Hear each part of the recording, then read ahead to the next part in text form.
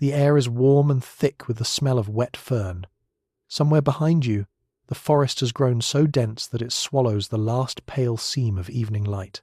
You are standing at the edge of a shallow depression in the earth, not a crater, not a wound, just a place where the land dips gently and the clay holds moisture longer than anywhere else nearby. The ground beneath your feet is not quite mud. It is something between, soft enough to give a little with each step, firm enough to hold your weight, and pressed into it, unmistakably clearly, running in a line that bends slightly to the left before disappearing beneath the shadow of a tree-sized fern, is a track.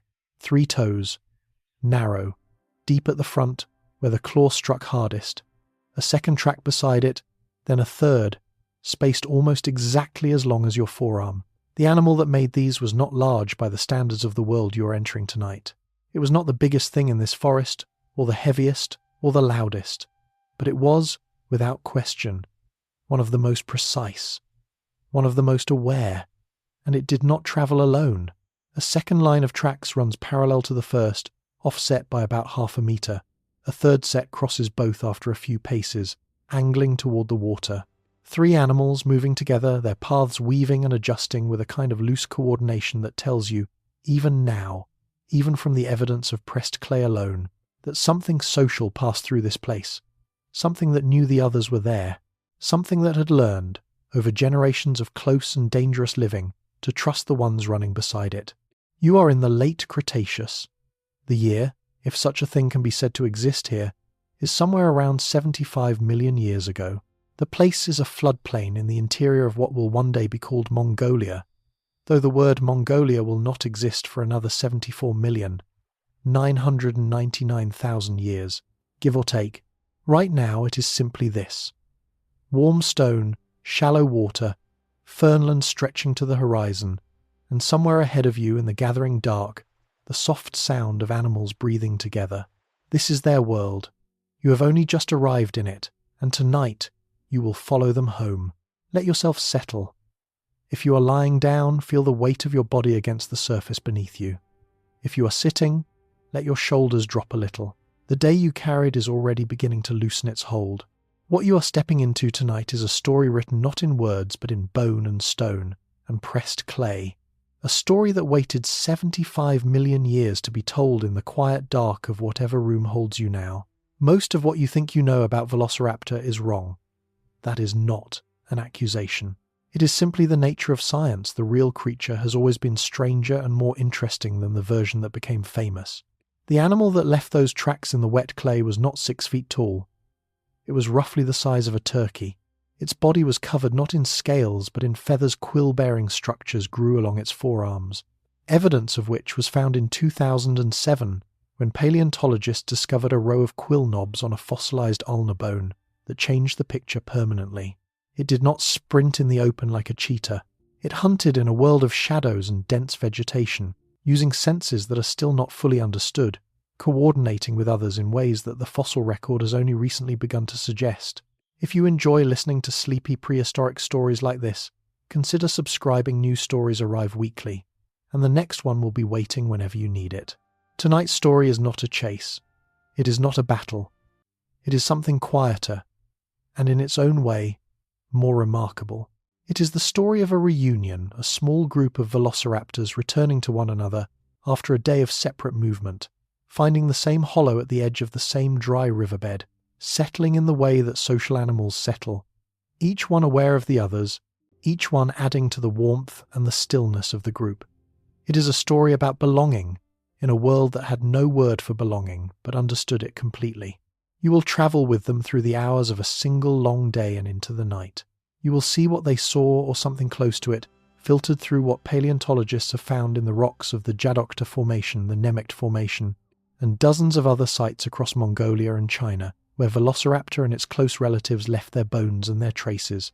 You will also learn things that are not widely known details that researchers have published in careful scientific papers that most people have never read, because most people are not awake at this hour reading scientific papers.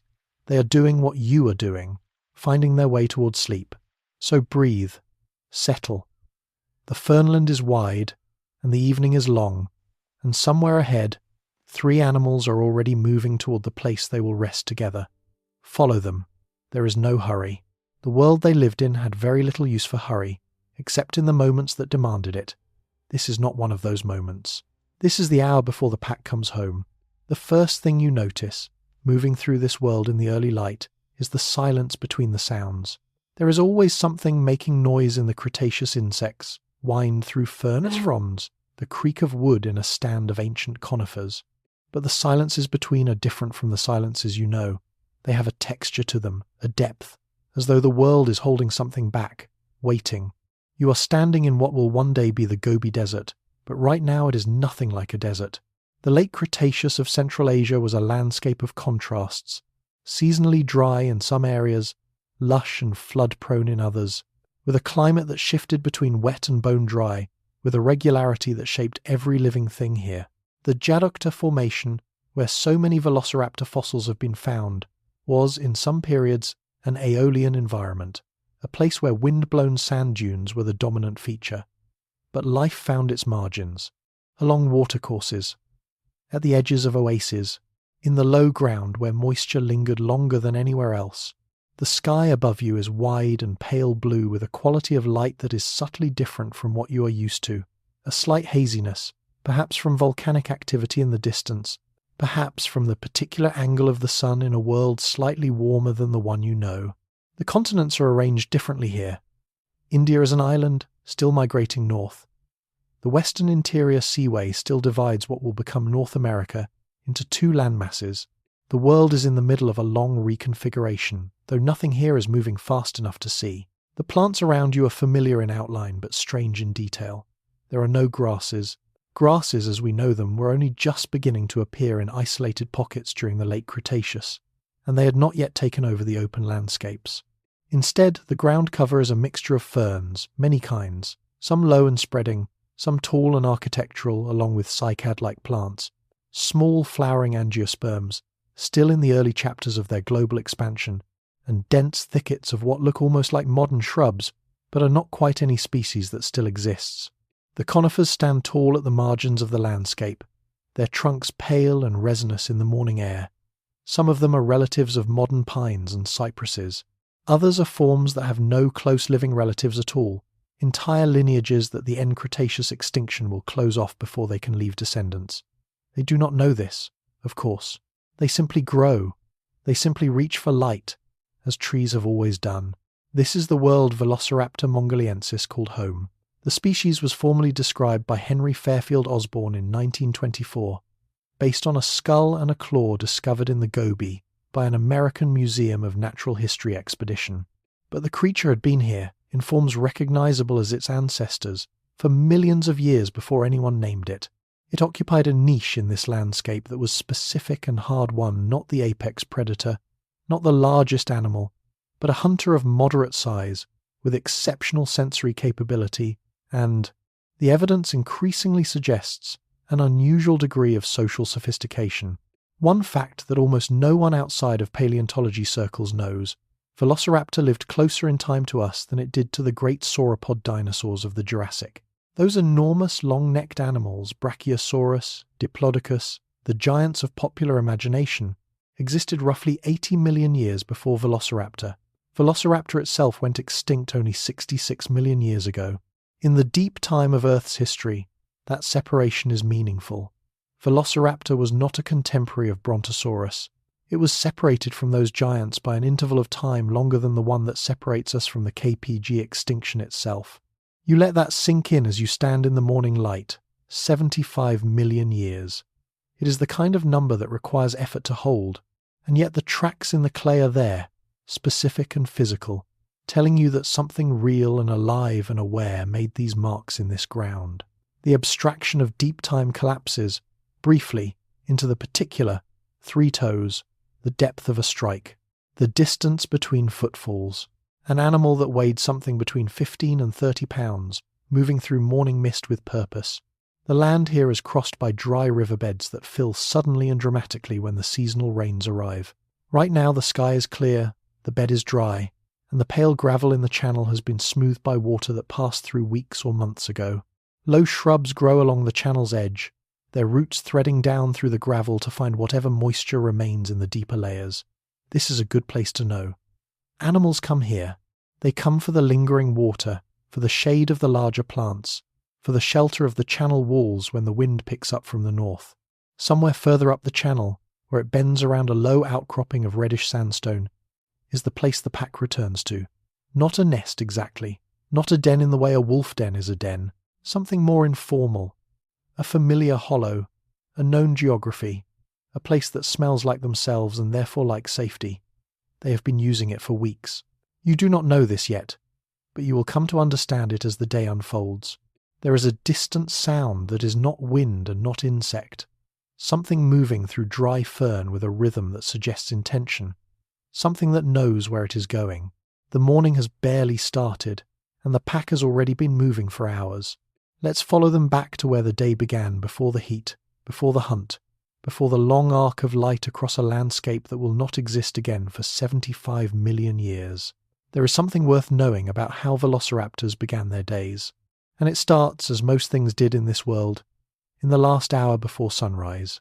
Picture the sky going from black to deep purple to a thin line of orange along the eastern edge of the world. The stars are the same stars, arranged in the same sky, though the positions of the constellations have shifted slightly with the precession of Earth's axis across geological time. The night insects are still going.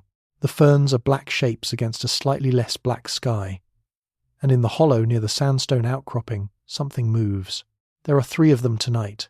There have been as many as 5 at this site in recent weeks, but 2 of the group have ranged farther east, following the movements of a herd of small ceratopsians that drifted in that direction after the last rains.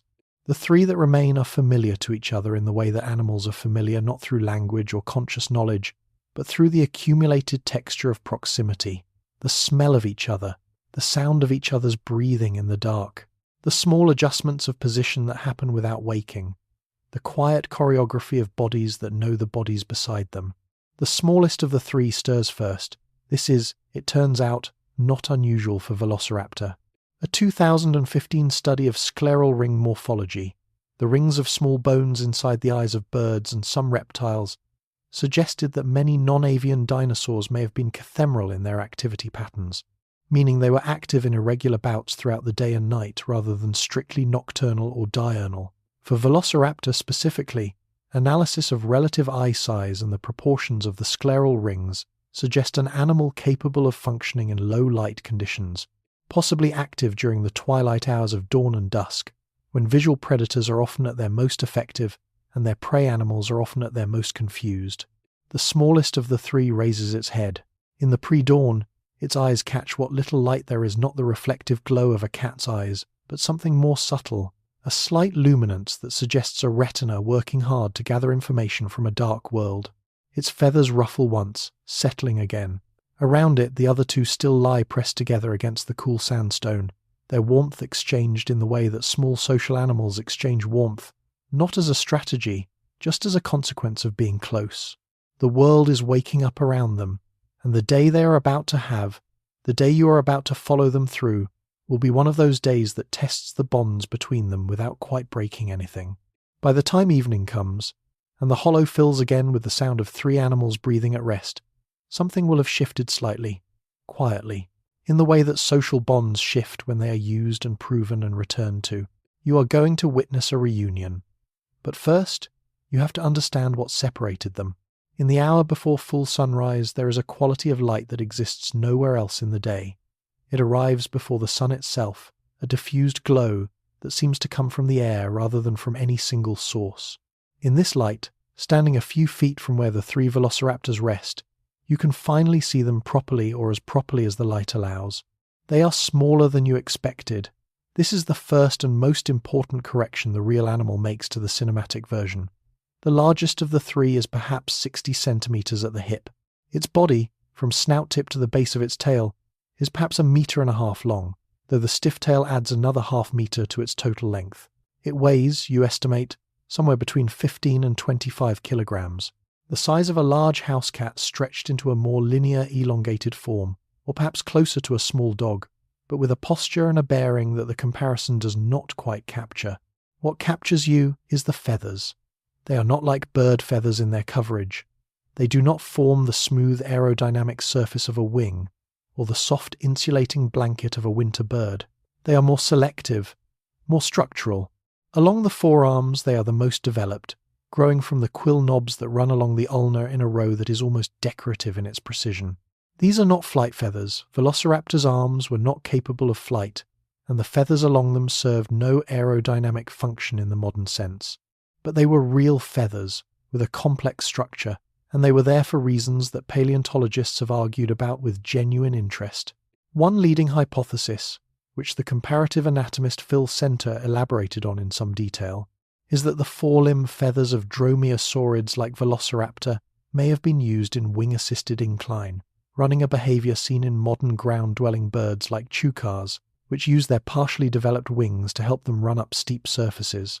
Another possibility, supported by studies of brooding behaviour in modern birds and extended by analogy to dinosaurs, is that these animals used their feathered forearms in a brooding posture, spreading them over a nest to shelter eggs from sun or rain or predators. A third hypothesis, perhaps the most evocative, is that they were used in display raised and fanned to communicate status or threat or arousal within a social group. Looking at the largest of the three animals now, resting with its forearms folded slightly inward, you can almost see how any of those uses might work. The feathers along its forearms are a deep, dark brown, with a subtle iridescence in certain angles of light, not the rainbow flash of a starling, but something more like the sheen depth of a raven's wing on a grey morning. They catch the pre-dawn glow and hold it for a moment, before releasing it as the light shifts. The body feathers, and there were body feathers, though their full coverage and configuration are still a matter of ongoing study, appear to be softer, shorter, more like down in their function. They lie close against the skin in the cool of the hour before dawn, fluffed slightly for insulation in the way a bird fluffs against cold. The tail, long and stiffened by ossified tendons into a mostly rigid structure, has a line of feathers running along its upper surface, not a fan or a plume, but a simple fringe that moves slightly in the faint pre-dawn wind.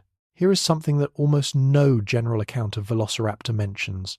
The animal's hands were semi-pronated.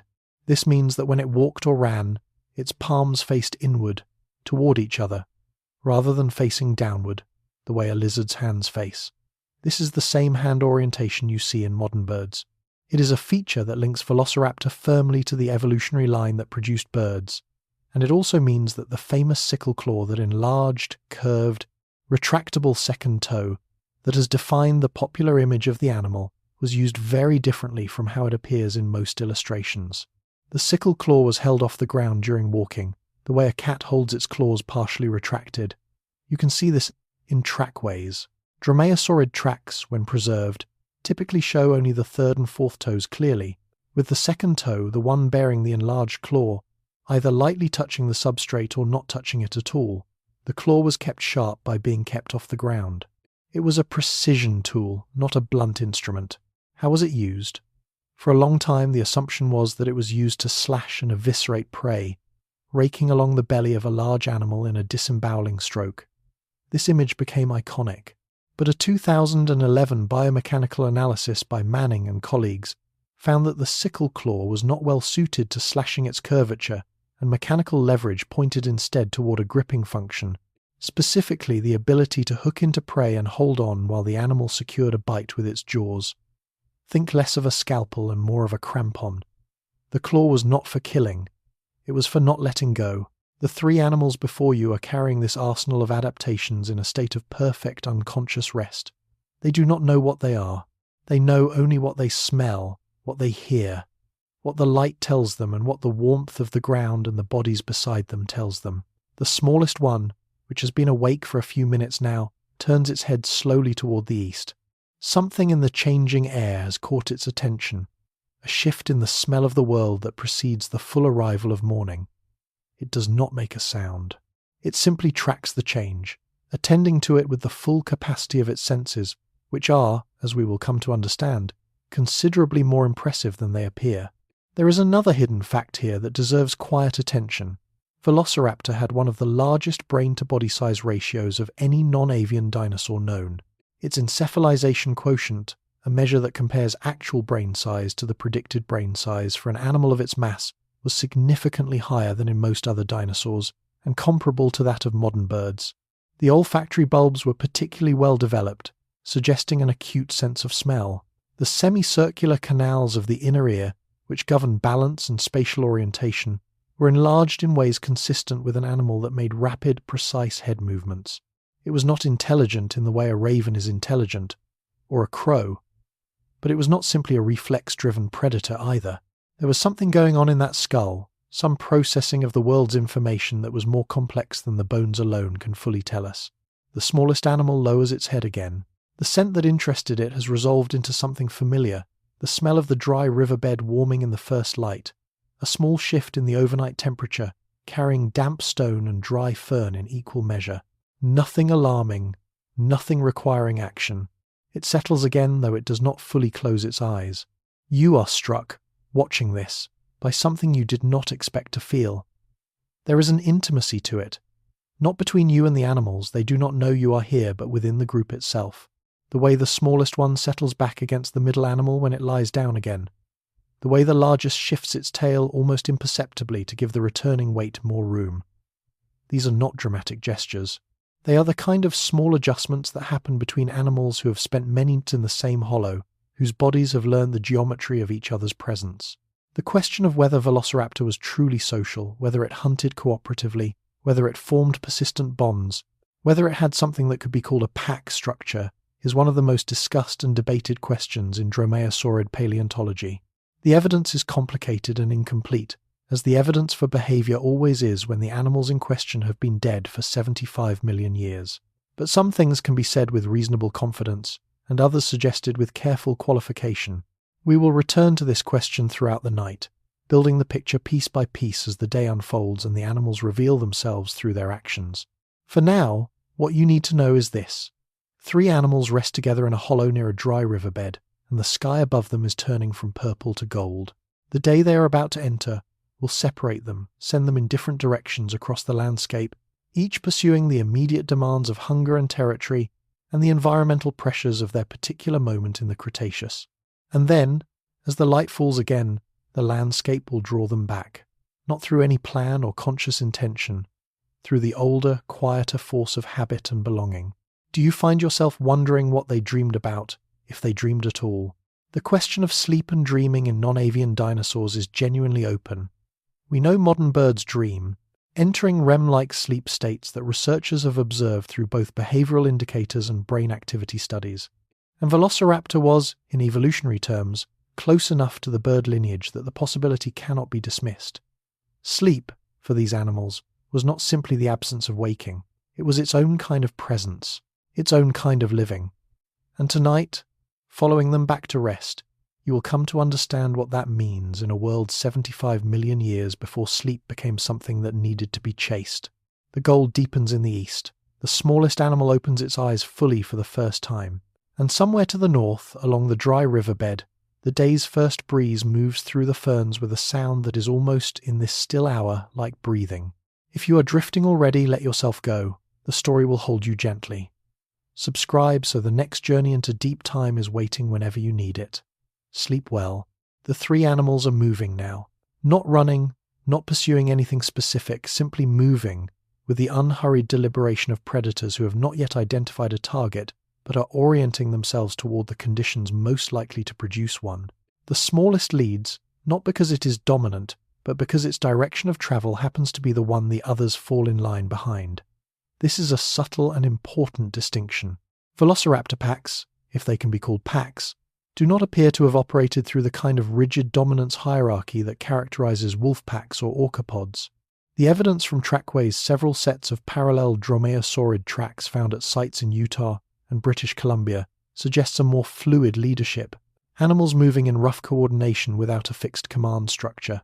The direction they are heading is east-northeast, along the shaded side of the dry riverbed, where the ferns grow tallest and the sandy substrate holds the memory of water better than the exposed gravel of the channel floor. The light here is still low and golden, the shadows long and complicated. This is, the animals seem to know without knowing it in any articulate way, a good time to be moving.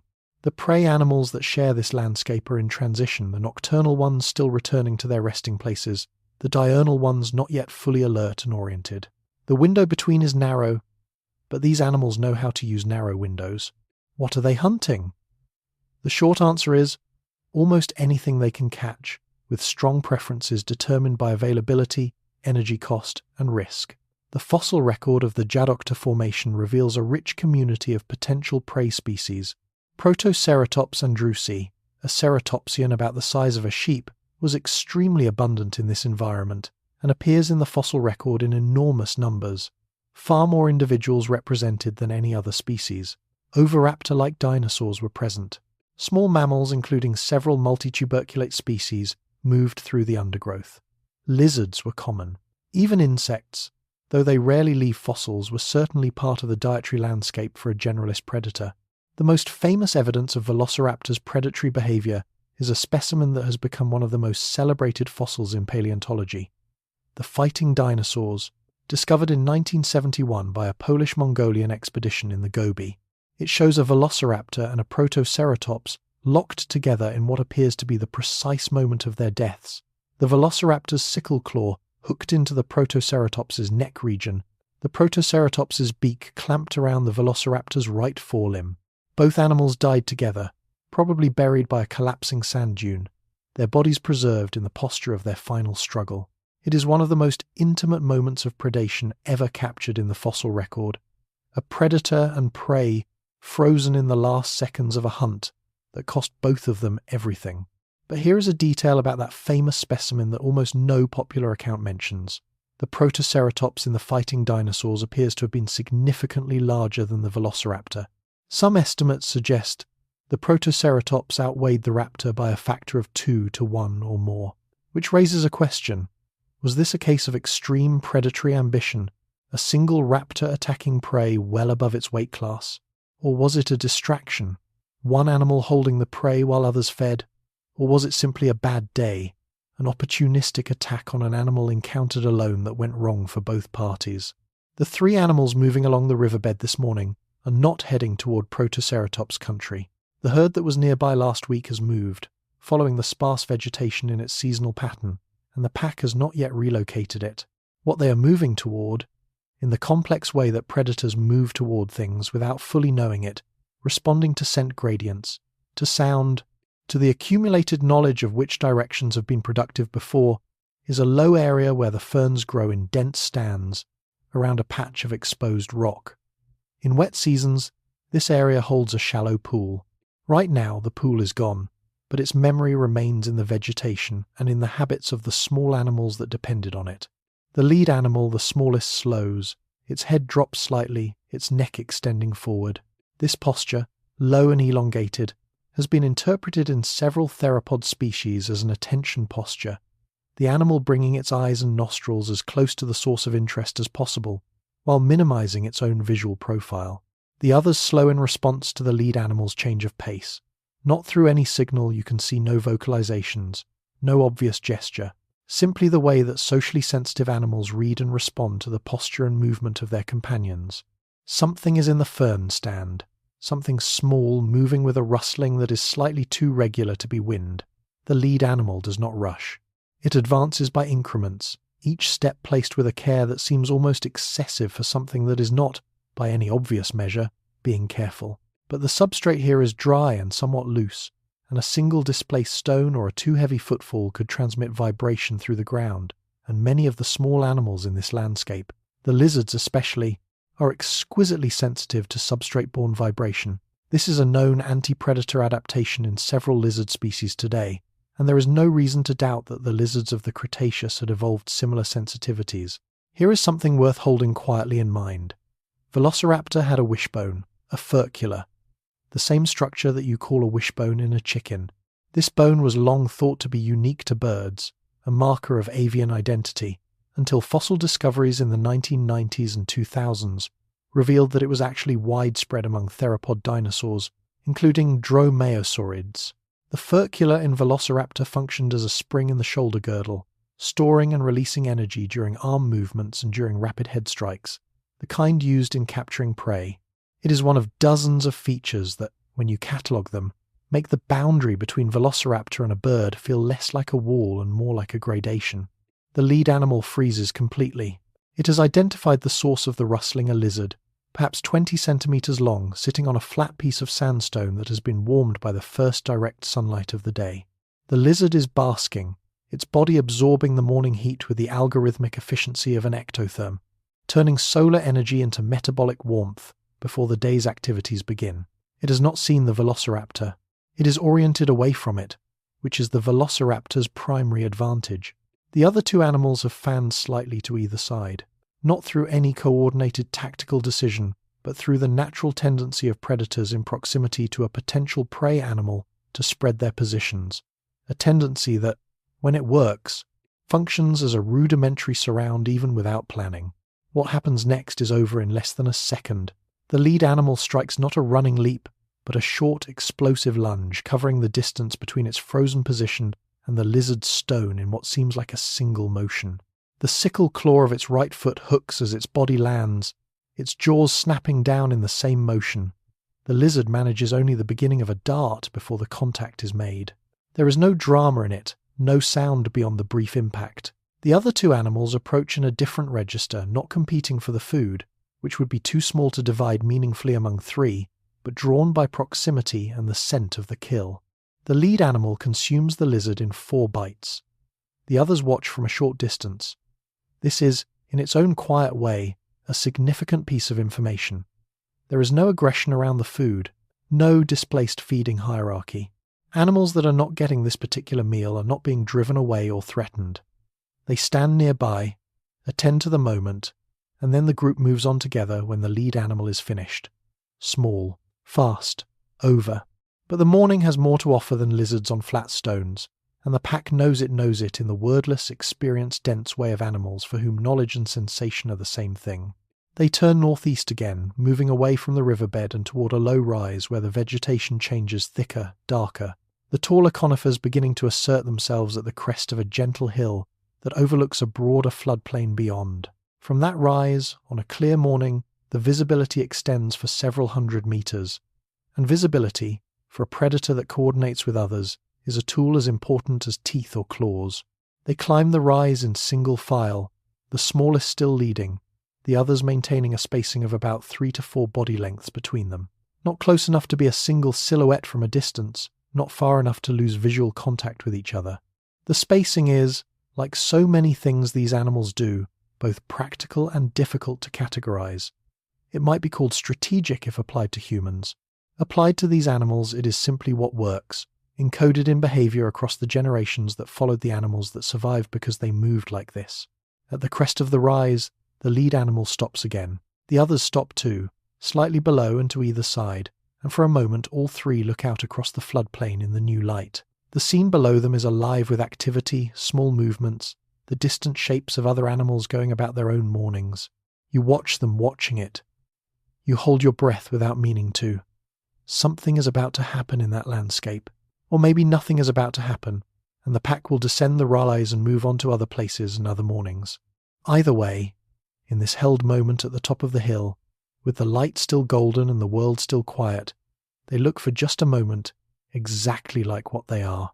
Hunters at the edge of their territory, reading the world below them with the full attention of animals whose lives depended on reading it correctly. What they see down there, and what they decide to do about it, will take the rest of the morning. The story of that morning is the story of how 3 small feathered predators in the late Cretaceous of Central Asia navigated a world that was simultaneously rich and dangerous, abundant and unpredictable, alive in every direction, with the particular urgent aliveness of things that want to eat and do not want to be eaten. You will follow them through it. The descent from the rise is just beginning. They descend the rise in a curve rather than a straight line, which is the first thing you notice. The direct route down would take them through a patch of open ground pale gravel, the remnant channel of a seasonal stream that no longer runs. Instead, they arc around to the left, staying in the shadow of the taller vegetation, keeping their profiles low against the slope. The prey animals on the floodplain below have not seen them. This is the intention, expressed through movement rather than thought, the way most intentions in the animal world are expressed. The wind is coming from the south, which matters enormously. A predator that approaches from downwind allows the wind to carry its scent away from the prey rather than toward it. The arc they are taking on this descent is, among other things, a wind calculation, a route that keeps them in the prey animal's blind spots while also keeping them upwind of nothing useful. This is not the first time today they have made this calculation. It is probably not the 10th.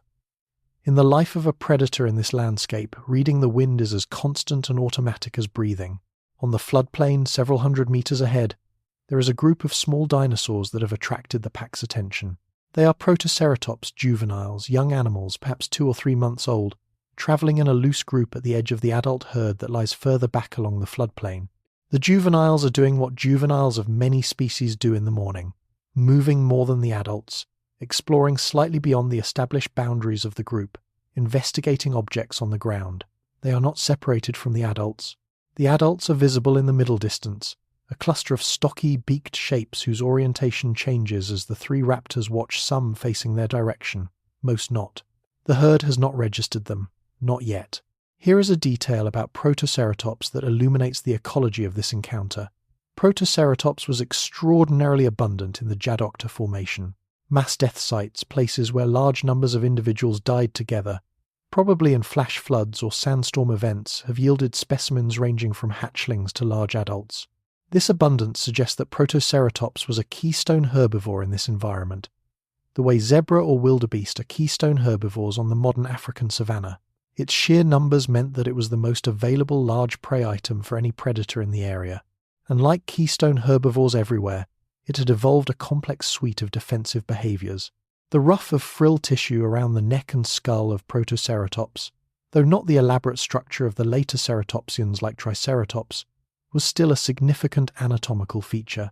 It served multiple functions: display, possibly thermoregulation, and most relevant here, the anchoring point for massive jaw muscles.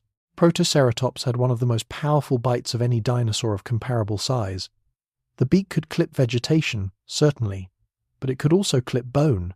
The fighting dinosaurs specimen tells us that Protoceratops did not simply submit when attacked. It fought back with real capability. The Velociraptor in that famous fossil lost the use of its right forelimb to that beak. The pack seems to know this, in the way that predators know things about the prey they have evolved alongside for thousands of generations. They are not interested in the adults. They are watching the juveniles specifically, watching the one juvenile that has moved a little further from the others than is quite comfortable, following the scent of something in the soil, its head down, its attention directed at the ground. This animal is not alert in the same way as its companions.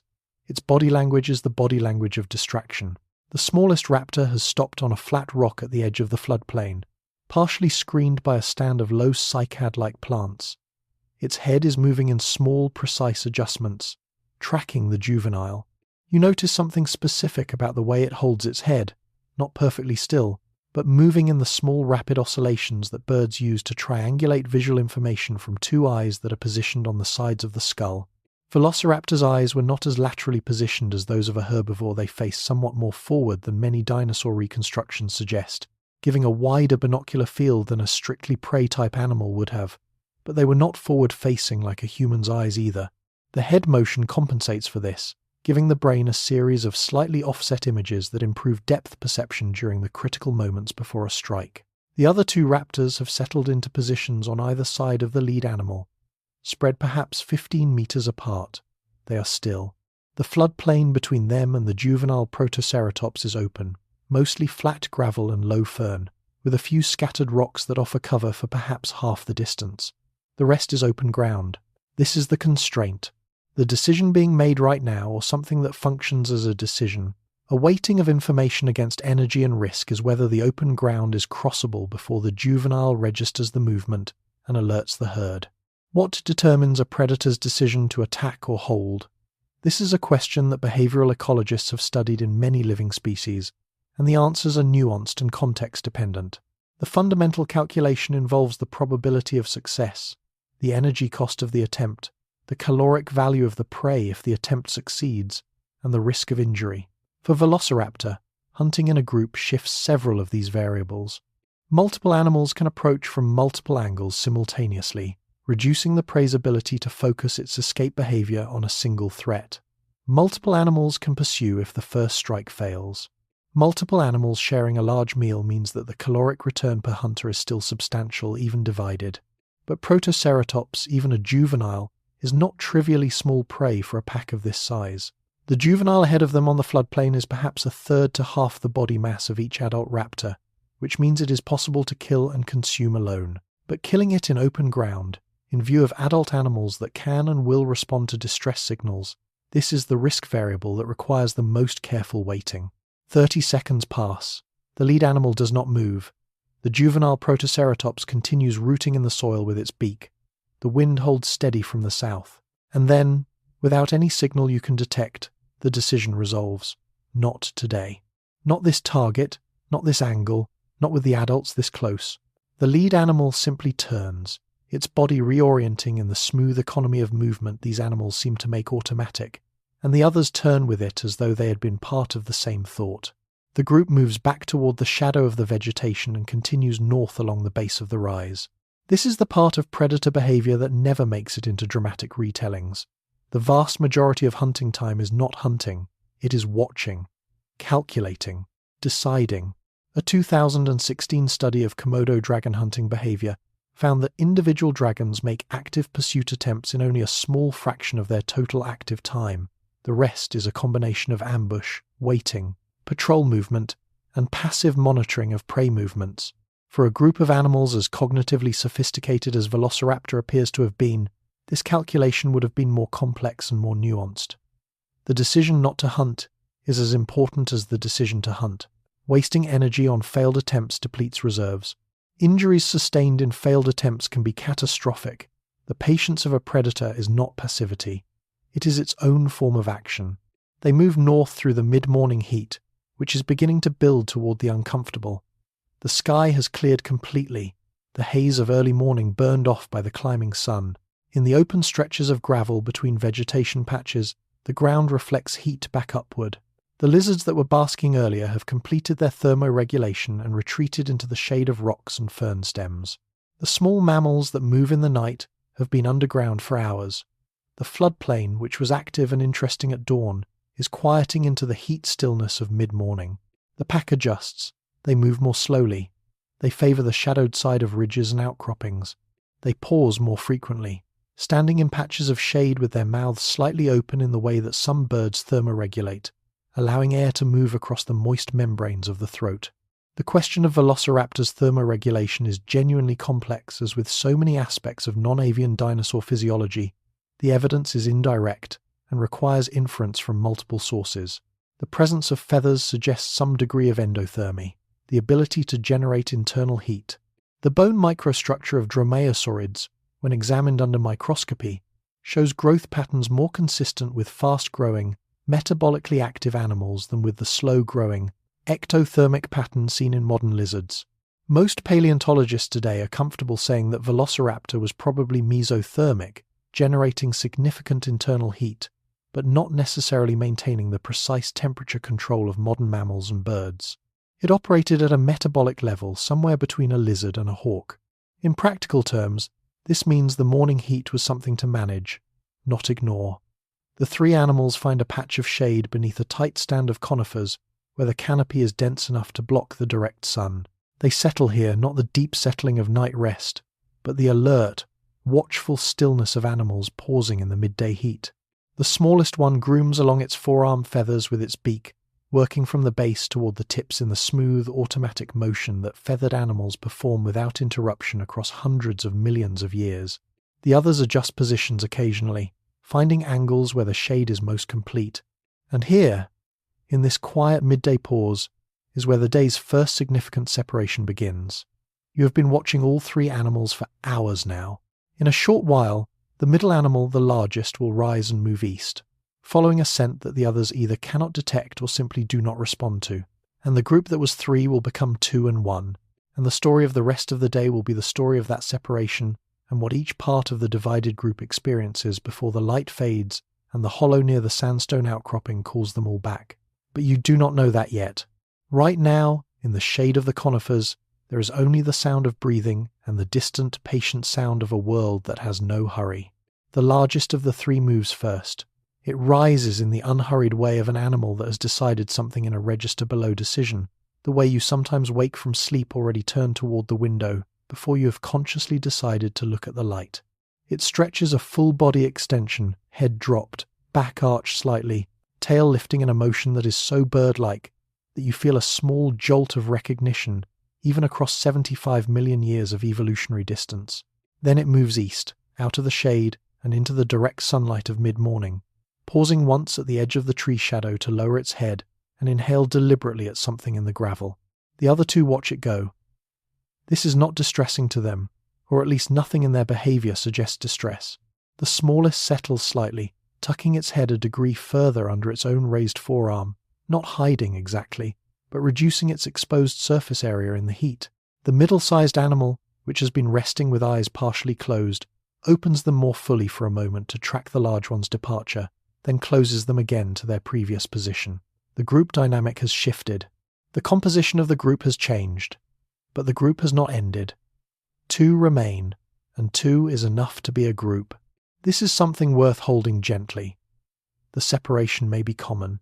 Many social predators move independently during the day and reunite in the evening. Lions split from prides to hunt alone. Ravens pair and separate within larger groups. Even wolf packs, those exemplars of cooperative hunting, spend significant portions of their active time in smaller subgroups or individually. The reunion is not a recovery from a break in the social structure. It is simply the evening movement of a group that happens to be partially dispersed during the hours between. Let's follow the large one east. It is moving with slightly more purpose than the earlier morning patrol, a longer stride, a direction it is maintaining rather than following the contours of the land. Whatever is in the gravel has given it information, and that information is pulling it forward. You follow at a respectful distance that the animal would not acknowledge, even if it were aware of you, which it is not. The scent trail it is following is something you cannot smell, cannot even imagine smelling, calibrated as it is for a nasal architecture, with far more receptor cells and far more complex processing capacity than anything your body carries.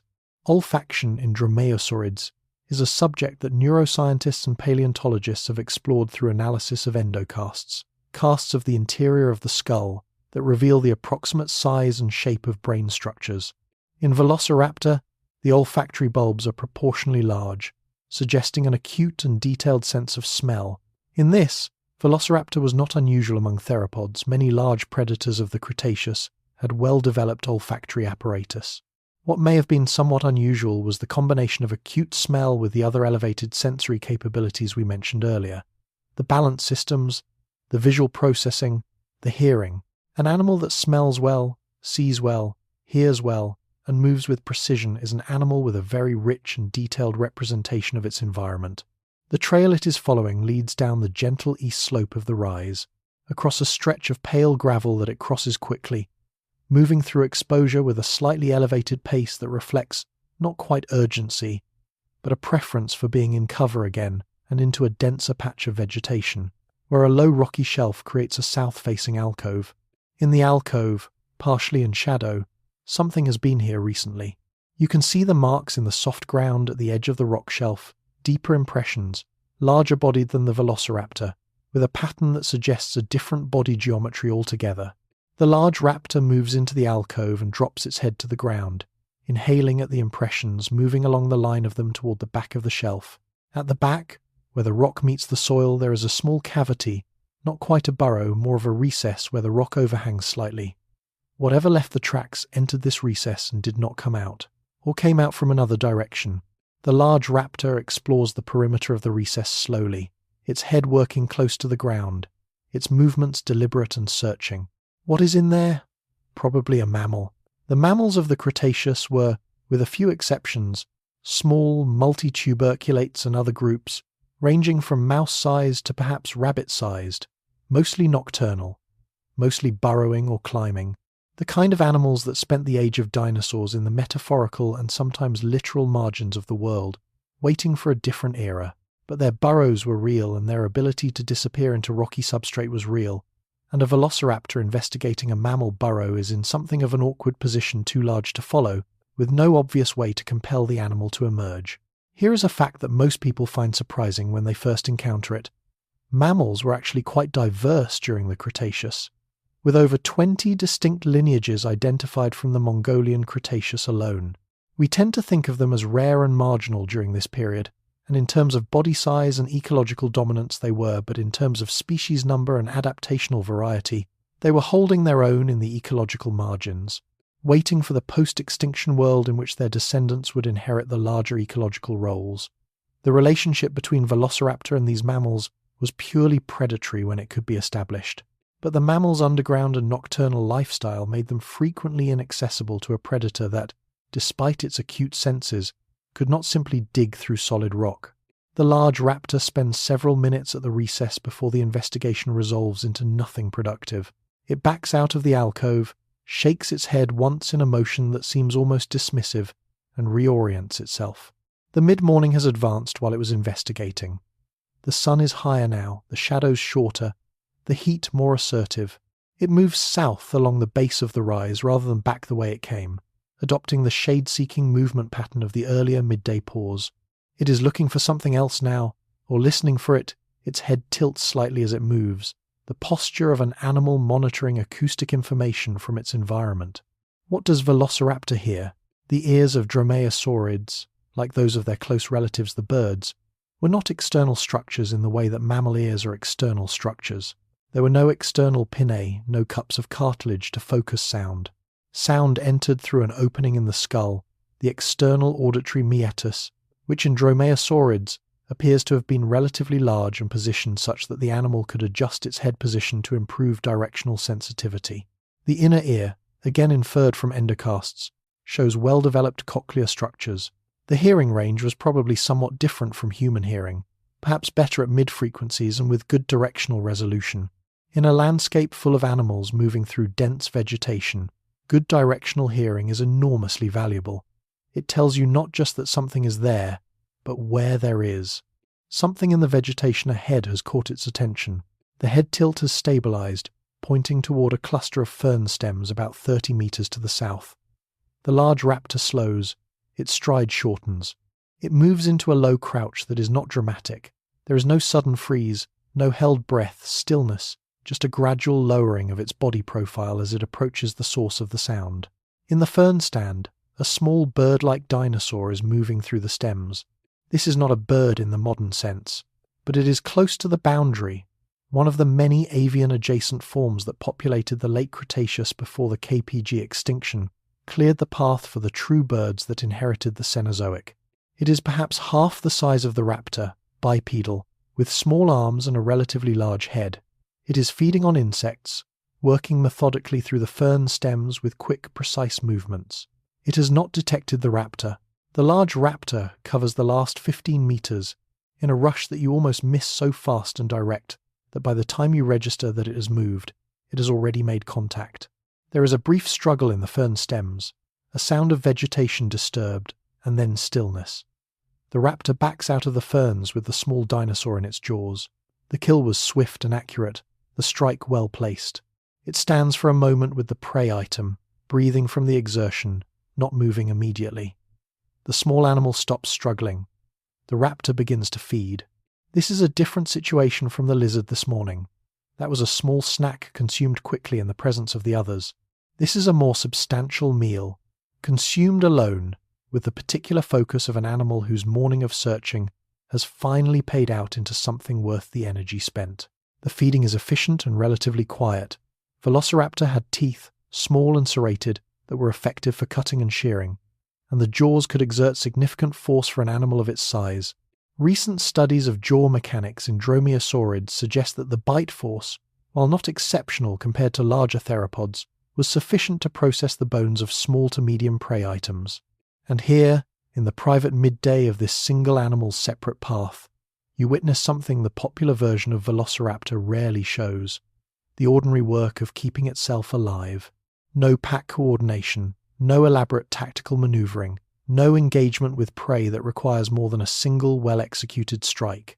Just an animal, alone for the moment, feeding in the midday shade of a fern stand in a world that will not exist again.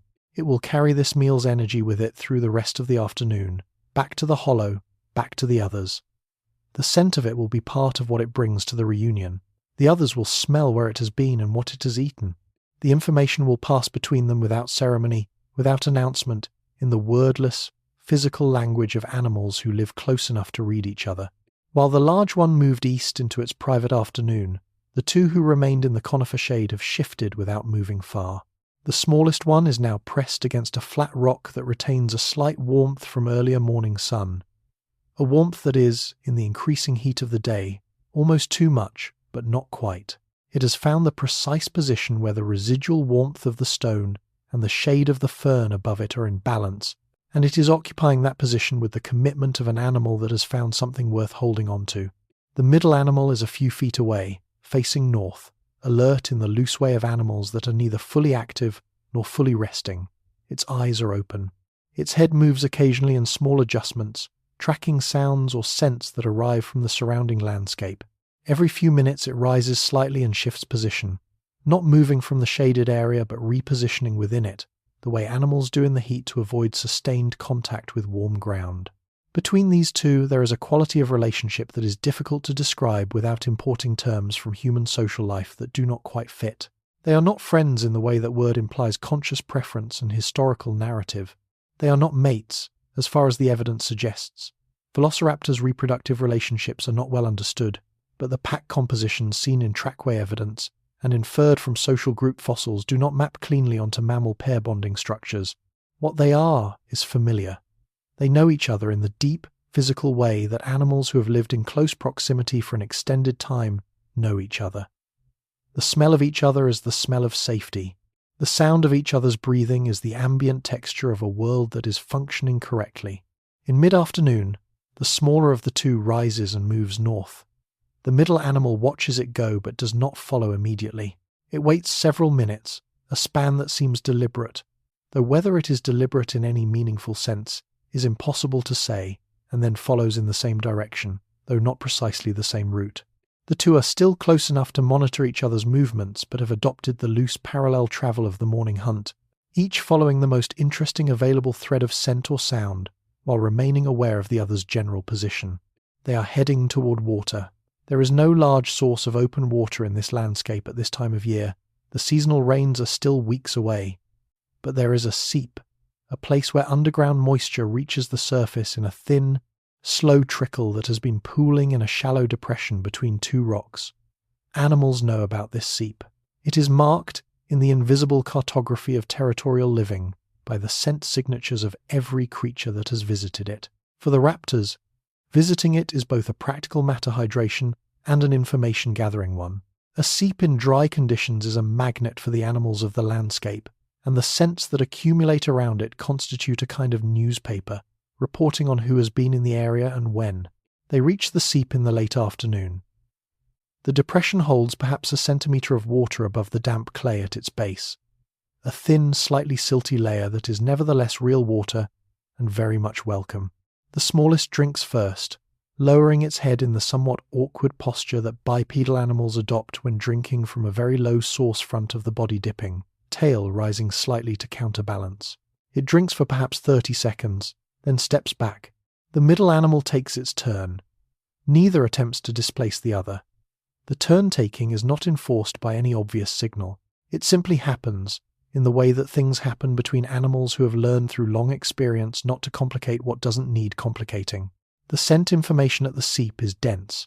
While the middle animal drinks, the smallest works the perimeter of the depression, its head moving in the slow, deliberate arcs of intense olfactory analysis. Something has been here recently enough that the scent signature is still strong. Large footprints in the damp clay at the far edge of the depression. Wide, three-toed, much heavier than a raptor's prints, with a heel impression that suggests significant body mass.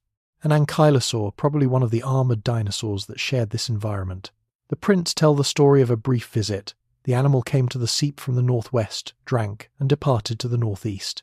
It was not running. The stride length and depth suggest walking pace. It has nothing to fear from the raptors, being vastly too large and too well armoured for them to threaten, and they have nothing to gain from approaching it. Here is something extraordinary that very few people know about ankylosaurs and the ecosystem they shared with Velociraptor. The armoured dinosaurs had such complete dermal coverage, bony scutes, called osteoderms, embedded in the skin, that even large tyrannosaurids with far more powerful jaws than any dromaeosaurid had difficulty accessing the soft tissues. The underbelly was the only consistent vulnerability. An ankylosaur on its feet was essentially invulnerable to predation in its time. This created an interesting ecological dynamic. The armored dinosaurs could occupy the same areas as apex predators, drink at the same water sources, move through the same landscape, without any realistic predator-prey relationship. They simply shared the geography without significantly interacting. The smallest raptor follows the ankylosaur's departure trail for perhaps 20 meters before stopping. It is not pursuing. It is reading, taking in the detailed scent picture left by the passage of a very large animal through vegetation and over ground, storing that information in the detailed way that animals with acute olfaction store environmental information. Where large animals walk, they compress the ground, alter the vegetation, leave chemical traces that persist for hours or days. This information is part of the map the raptor carries of its territory. It tells the animal something about the movement patterns of the landscape's other residents, knowledge that has value even when the immediate relationship is not predatory. By the time the smallest returns to the seep, the middle animal has finished drinking and is standing in a posture of mild alertness, head slightly raised, monitoring the surrounding landscape. The afternoon is deepening now. The quality of the light has shifted from the flat brightness of midday to something slightly golden, slightly angled, the shadows stretching east and beginning to suggest the approach of evening. This light change is significant in the behavioral rhythms of animals that track the day's hours through environmental cues. It signals something not consciously, but in the deep regulatory way that light cycles signal things in the brains of animals that evolved under them. The two raptors begin to move southwest. This direction is not random. It is the direction of the hollow near the sandstone outcropping. Not headed there yet. The light is still too high, the warmth of the day still present, but moving in that general arc, staying in cover, the spacing between them relaxed and loose. The afternoon wind has shifted slightly, coming now from the east rather than the south, carrying with it the faint and complex smell of the landscape they have not visited today. The eastern slopes, the areas beyond the rise. Somewhere in that smell, though you cannot know this and neither can they in any analytical sense, is the faint trace of the large animal's separate afternoon. Presence at a distance, borne on the wind. A micro-hook question drifts through the lengthening afternoon. Can they smell each other from this far away? The answer, based on what we know of predator olfaction in similar-sized living animals, is probably yes under the right wind conditions. The scent of a known individual can be detected at distances of hundreds of meters. Whether this constitutes anything like what we would call awareness of a separated companion is a question that the bones and stones and pressed clay of the fossil record cannot fully answer. But the behavior of the two remaining animals, their gradual drift toward the hollow, their eventual arrival in approximately the same window of time as the large one, these things suggest that some form of ambient awareness, some sense of where the group is in the landscape, was operating. Not as a conscious map perhaps, as a felt pull toward the familiar. The afternoon cools by degrees. The shadows lengthen. Small animals begin to re-emerge from their midday shelters, the lizards back on warm rocks, the small mammals beginning to stir in their underground refuges, the landscape returning to the productive richness of early evening. The two raptors move through it with the unhurried quality of animals who have eaten enough and drunk enough, and whose most pressing remaining need is the completion of the day's arc, back to the resting place. Along the way, they make two additional small kills, an insect colony disturbed from a rotting log, consumed in rapid bites that are almost casual, and a large beetle found moving across open ground between fern clumps, seized and swallowed with the kind of opportunistic efficiency that small predators employ when the opportunity cost is low. Neither kill requires consultation or coordination. Both are executed solo and consumed before the other animal can respond. This is the quotidian texture of predator life, the small transactions of energy, the constant low-level harvesting of whatever the landscape offers, the management of a body that never fully stops needing fuel. As the sun drops below the line of distant conifers, and the sky begins its evening gradation from blue to amber to a deepening rose, the two raptors reach the edge of the familiar territory around the hollow.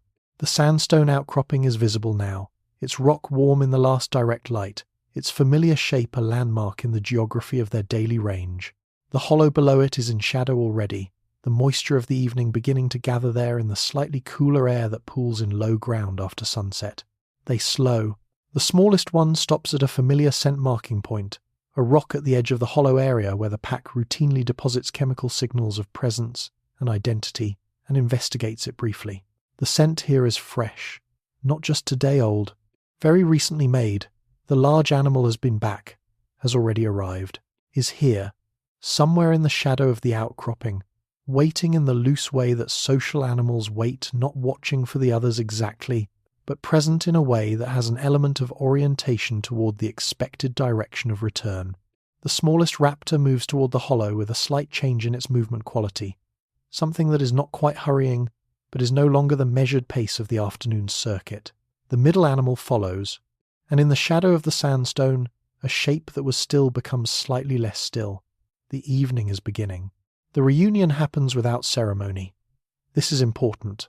If you are expecting dramatic recognition displays, the animal equivalent of embracing arms and vocalizations of greeting, you will find instead something quieter and in its own way more complete. The large raptor, lying against the warm sandstone in the deepening shadow, raises its head as the other two come into the hollow. It does not rise. It does not vocalize. It turns its head toward the approaching animals in a way that registers their arrival, and then it makes a small body movement, a slight rotation of the lower body that enlarges the available space against the stone. An accommodation. A making of room. The smallest one approaches and does something you might recognize from watching cats or dogs. It lowers its head slightly as it enters the proximity of the resting large animal, not in submission exactly, but in the careful register of animals who know each other well enough to enter each other's personal space without triggering a defensive response. It sniffs at the large animal's neck and flank. The large animal tolerates this more than tolerates it, seems to lean into it slightly, the micro-movement of an animal accepting a social overture it finds appropriate. Information is being exchanged. The chemical communication of close body contact telling each animal something about where the other has been, what it has eaten, its current physiological state. The middle animal enters the hollow and settles without much ceremony at all, finding a position slightly apart from the other two but within the same rough circle of space. It lowers itself to the ground, tucks one foreleg slightly, and begins a brief grooming session on its own shoulder, feathers the ruffled, slightly worn feathers of an animal that has spent a day moving through vegetation. The grooming is methodical and self-contained, the kind of maintenance behavior that signals an animal transitioning from active movement to rest. And then, within perhaps 10 minutes of the first arrival of the two, the three are arranged in approximately the same positions as the morning, the large animal against the stone, the smallest pressed against its side, the middle one slightly apart but oriented toward the group. The hollow holds the warmth of the day a little longer than the open ground around it, the stone radiating what it collected from the sun, the bodies of three animals adding to the ambient temperature of the small space.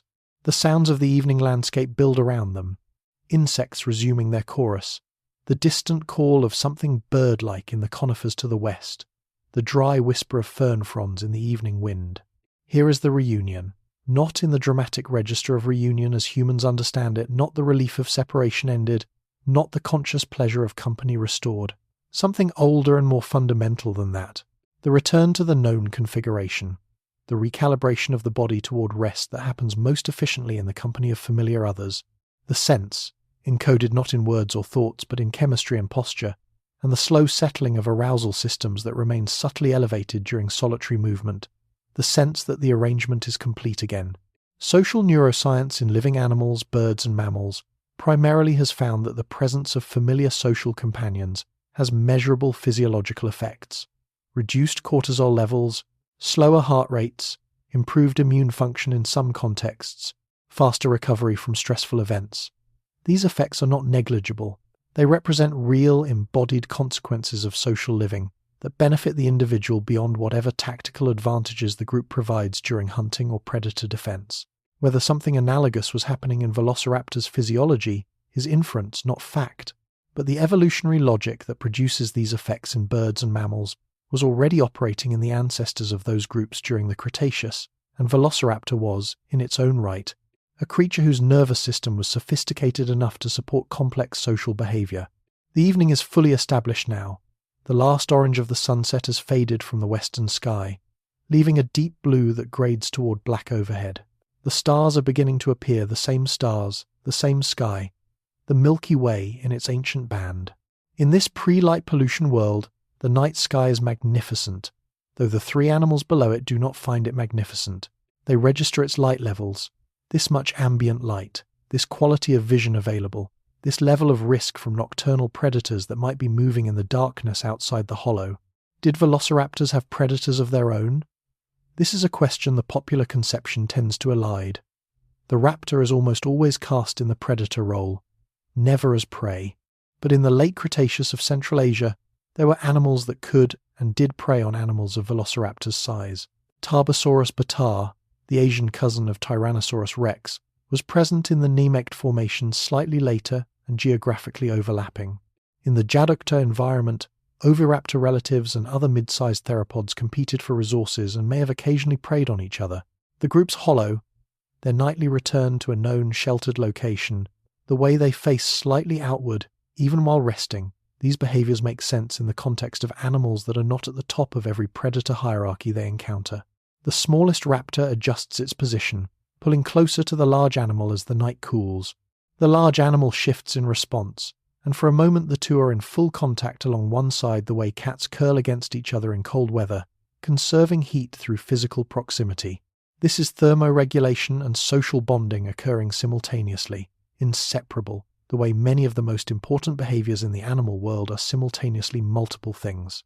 What do we actually know about velociraptors' social behavior? Let's be careful here, because this is an area where the gap between what the evidence shows and what has been claimed is significant.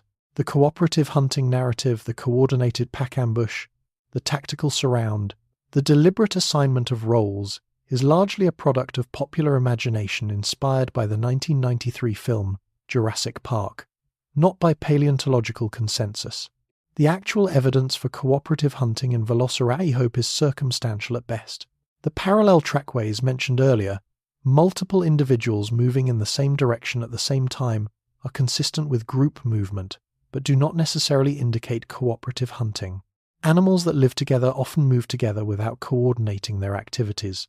What the evidence does more reliably suggest is social tolerance, the ability of multiple individuals to share space, food resources, and resting sites without persistent aggression. This is not a trivial adaptation.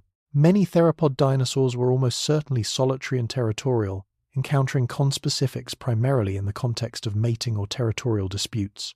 Animals that tolerate each other's proximity have evolved mechanisms for managing the social friction that constant proximity produces, mechanisms that require neurological and physiological infrastructure beyond what a solitary animal needs.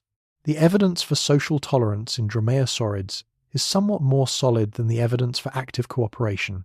The trackways, the multiple individuals at single fossil sites, the body plans and sensory equipment consistent with social living. One particularly compelling piece of evidence comes from a site in the Gobi that produced multiple velociraptor individuals in close proximity without obvious evidence of mass mortality from a single catastrophic event. Individual deaths at the same location, over time, accumulated into a concentration of remains that suggests the site was used repeatedly, a place that multiple animals returned to, perhaps over a period of years. This is consistent with a group returning to a known location. It is also consistent with other explanations, but the pattern is there, accumulating slowly in the fossil record, suggesting that whatever was happening in that hollow near the sandstone, something like it was happening in many other hollows in many other parts of the Gobi, over and over, across the millions of years of Velociraptor's existence. The night has fully arrived now. The stars are brilliant overhead. The landscape around the hollow is alive with the sounds of the night shift nocturnal insects, the small mammals stirring in their burrows, the distant, intermittent sounds of larger animals moving in the dark. The three raptors are still. Their breathing has slowed and deepened in the way that breathing slows and deepens in animals transitioning to rest. The smallest is pressed fully against the large one now, its feathers slightly ruffled for warmth, its eyes closed or nearly closed. The middle animal has drawn its head in slightly, neck curved in the resting posture of birds, a posture that is ancient in the theropod lineage, older than birds themselves. You sit at the edge of the hollow and you watch them settle. There is nothing urgent happening. Nothing to chase or flee from or attend to. The day has been completed in all its ordinary, extraordinary parts.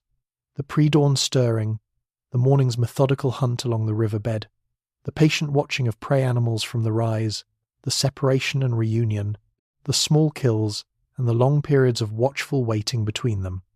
All of it adds up to a day that is, by the standards of this world, unremarkable. And yet watched closely, attended to fully, it is remarkable in the way that any life, examined carefully, turns out to be remarkable.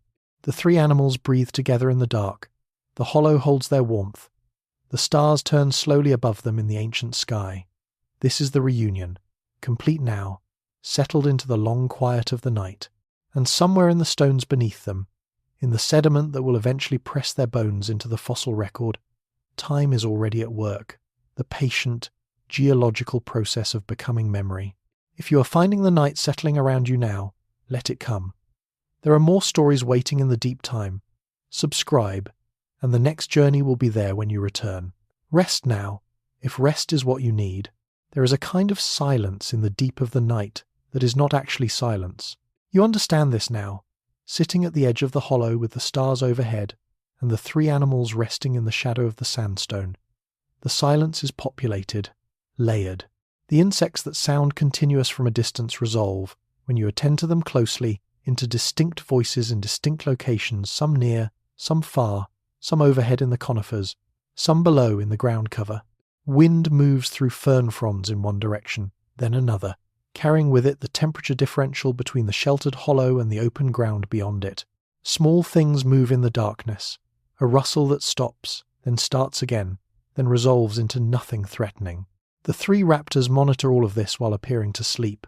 This is something that animals with elevated alertness requirements. Do they rest in a state that is not quite full sleep, or cycle through sleep in stages that alternate resting, with brief periods of heightened monitoring? The middle animal's eyes, you notice, open fully every few minutes, remain open for 10 or 15 seconds while its head performs a slow pan of the surrounding darkness, and then close again. The large one's breathing changes rhythm periodically, slowing nearly to the deep rhythm of sleep and then quickening slightly before slowing again. The smallest is the most still of the three, but even it occasionally adjusts its position against the large animal's side, a movement that suggests not waking exactly, but a continuous low-level registration of the environment. The question of dinosaur sleep has fascinated researchers since a 2004 study of scleral rings in Mesozoic archosaurs suggested that activity patterns varied considerably across the group, with some species showing evidence of nocturnal or cathemeral lifestyles. A 2011 study by Schmitz and Motani examined the orbit size and scleral ring proportions of 33 extinct archosaurs and found that dromaeosaurids clustered with cathemeral patterns active in irregular intervals throughout, both day and night, rather than committed to one or the other. This makes intuitive sense for a predator that needs flexibility in when it hunts, adapting its activity to the availability of prey rather than the constraints of a fixed deal schedule. For animals with cathemeral activity patterns, sleep is managed differently than for strictly nocturnal or diurnal animals. Rather than one long sleep period alternating with one long active period, cathemeral animals tend to take multiple shorter rest periods, cycling through arousal and rest more frequently and flexibly. Birds do this. Many species catnap throughout the day and night, with longer sleep periods typically centered in the darkest hours but not exclusively confined to them. If Velociraptor followed a similar pattern, then the night you are witnessing is not a simple on-off transition, but a more nuanced state of managed rest. The animals recovering from the day's exertion while remaining capable of rapid re-arousal if the environment demands it. Around midnight an estimate, since no clocks exist in this world, something changes in the landscape beyond the hollow. Not dramatically. A shift in the wind, carrying with it a new complex of scents from the north. The middle raptor's eyes open immediately and remain open. Its head lifts with a precision that suggests the change has been registered, processed, and found to be of interest. The large one stirs without quite waking. The smallest opens one eye. Whatever is in that scent from the north, it is not alarming in the emergency sense. There is no rapid rising, no alert posture, no flight preparation. It is more like the response to interesting information. Something large has moved north of their territory, passing at a distance sufficient that the details in the center degraded, blurred by the distance and the quality of the night air. It is information without enough resolution to act on. The middle raptor's head returns to its slightly lowered resting position after perhaps 30 seconds. The large one stills. The smallest closes its eye again. Did Velociraptor vocalize? This is a question that the fossil record cannot fully answer, but one that behavioral inference from related animals can illuminate. Modern birds, the living descendants of theropod dinosaurs, are among the most vocally sophisticated animals on Earth, with calls that serve functions including territory advertisement, mate attraction, alarm signaling, individual recognition, and social bonding. The vocal apparatus of birds is quite different from that of mammals and operates through the syrinx rather than the larynx, but the evolution of that apparatus had roots in the laryngeal structures of non-avian dinosaurs. Whether Velociraptor had anything approaching the vocal complexity of modern birds is unknown, but the physiological and neurological infrastructure for at least some degree of acoustic communication was probably present. What kind of sounds might they have made?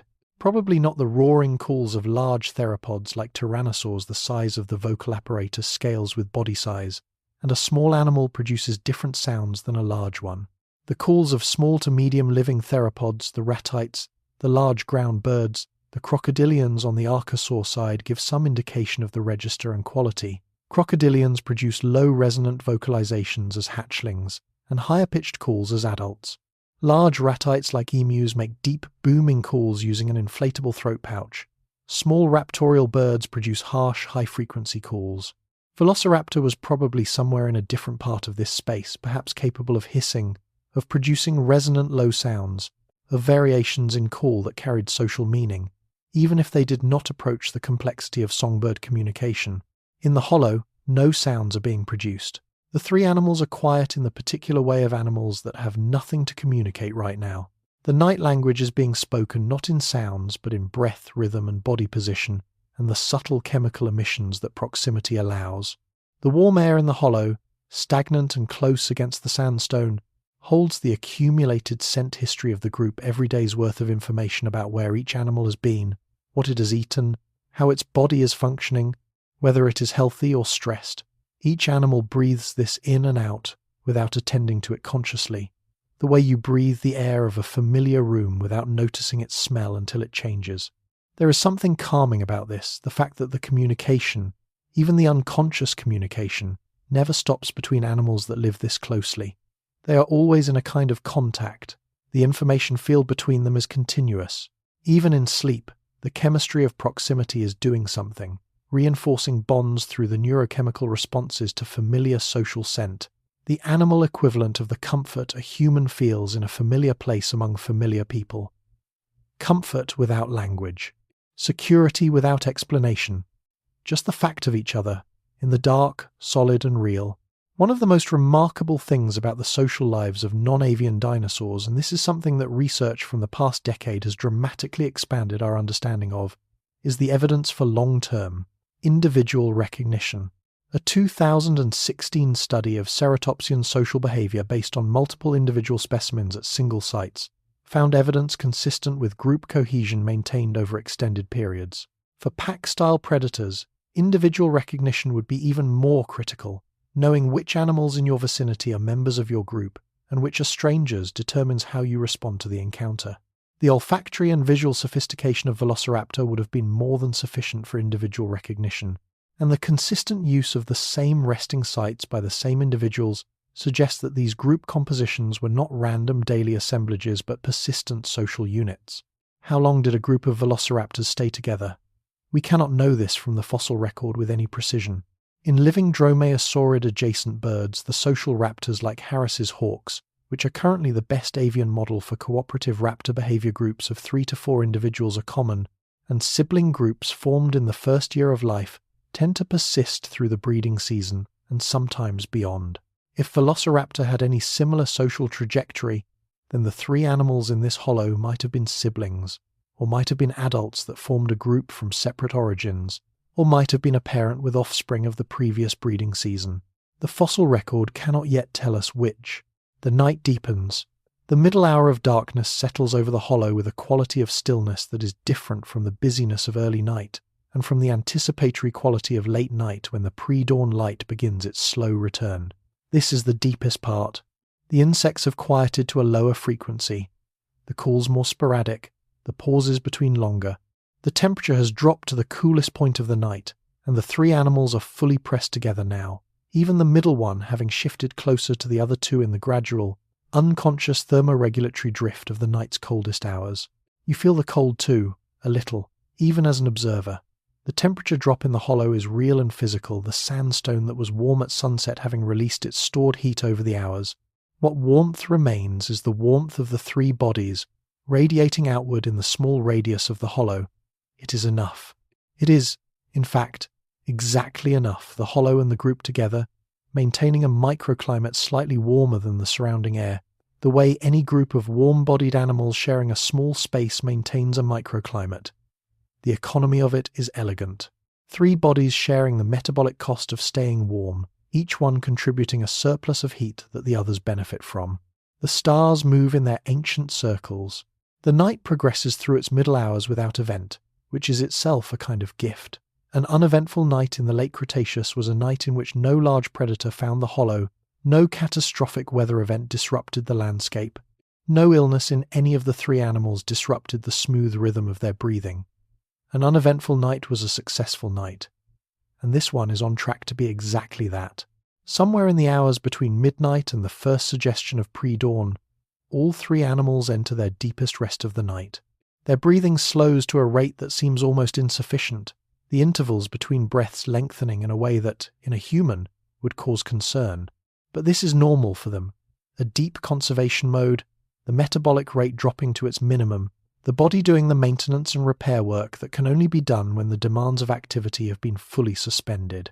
In this state, if they dream, and maybe they do, the REM-like state of birds expressed in small eye movements and occasional twitching of the feet, what they dream is unknowable but not uninspectable.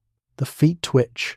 A small sound, something between a click and a breath, escapes from the smallest one. The body remembers its day in the registers that bodies use when their conscious systems are offline. The night holds them, the stone holds them, the hollow holds them, and slowly, so slowly that it happens almost without being noticed, the eastern edge of the sky begins, by the smallest degree, to lighten.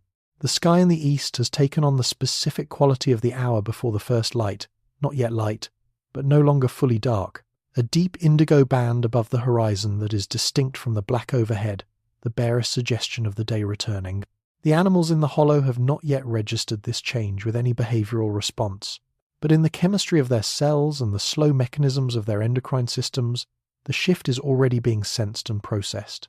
The circadian biology that governs the transitions between rest and activity is ancient, far older than these animals, far older than dinosaurs themselves, and it reads the lengthening of the day's light through the retina and the pineal gland, with a reliability that does not require conscious attention.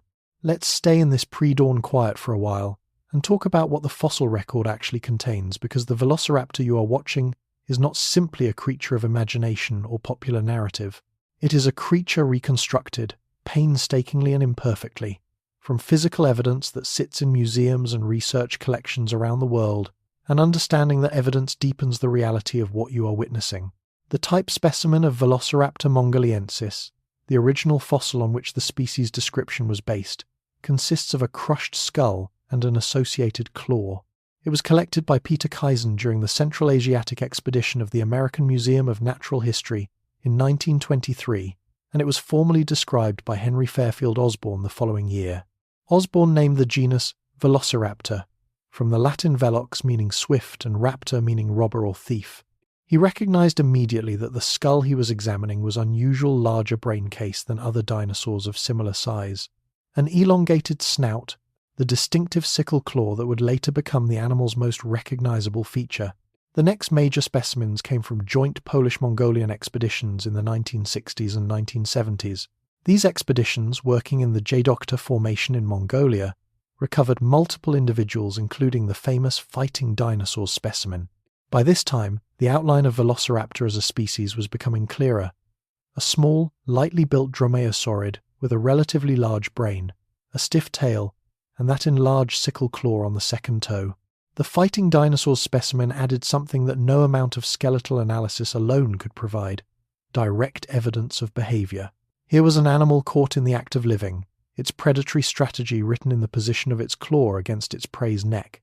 The discovery in 2007 of quill knobs on a Velociraptor ulna reported by Alan Turner and colleagues in Science was one of the most significant single specimen discoveries in recent dromaeosaurid paleontology. Quill knobs are attachment points for the large flight feathers of modern birds. Their presence on Velociraptor's forearm confirmed what phylogenetic inference had already strongly suggested, that this animal was feathered. Not partially, not fuzzily, but with real, structurally complex feathers comparable to those of modern birds. The paper noted that the quill knobs were nearly identical in placement and morphology to those of modern large birds like turkey vultures.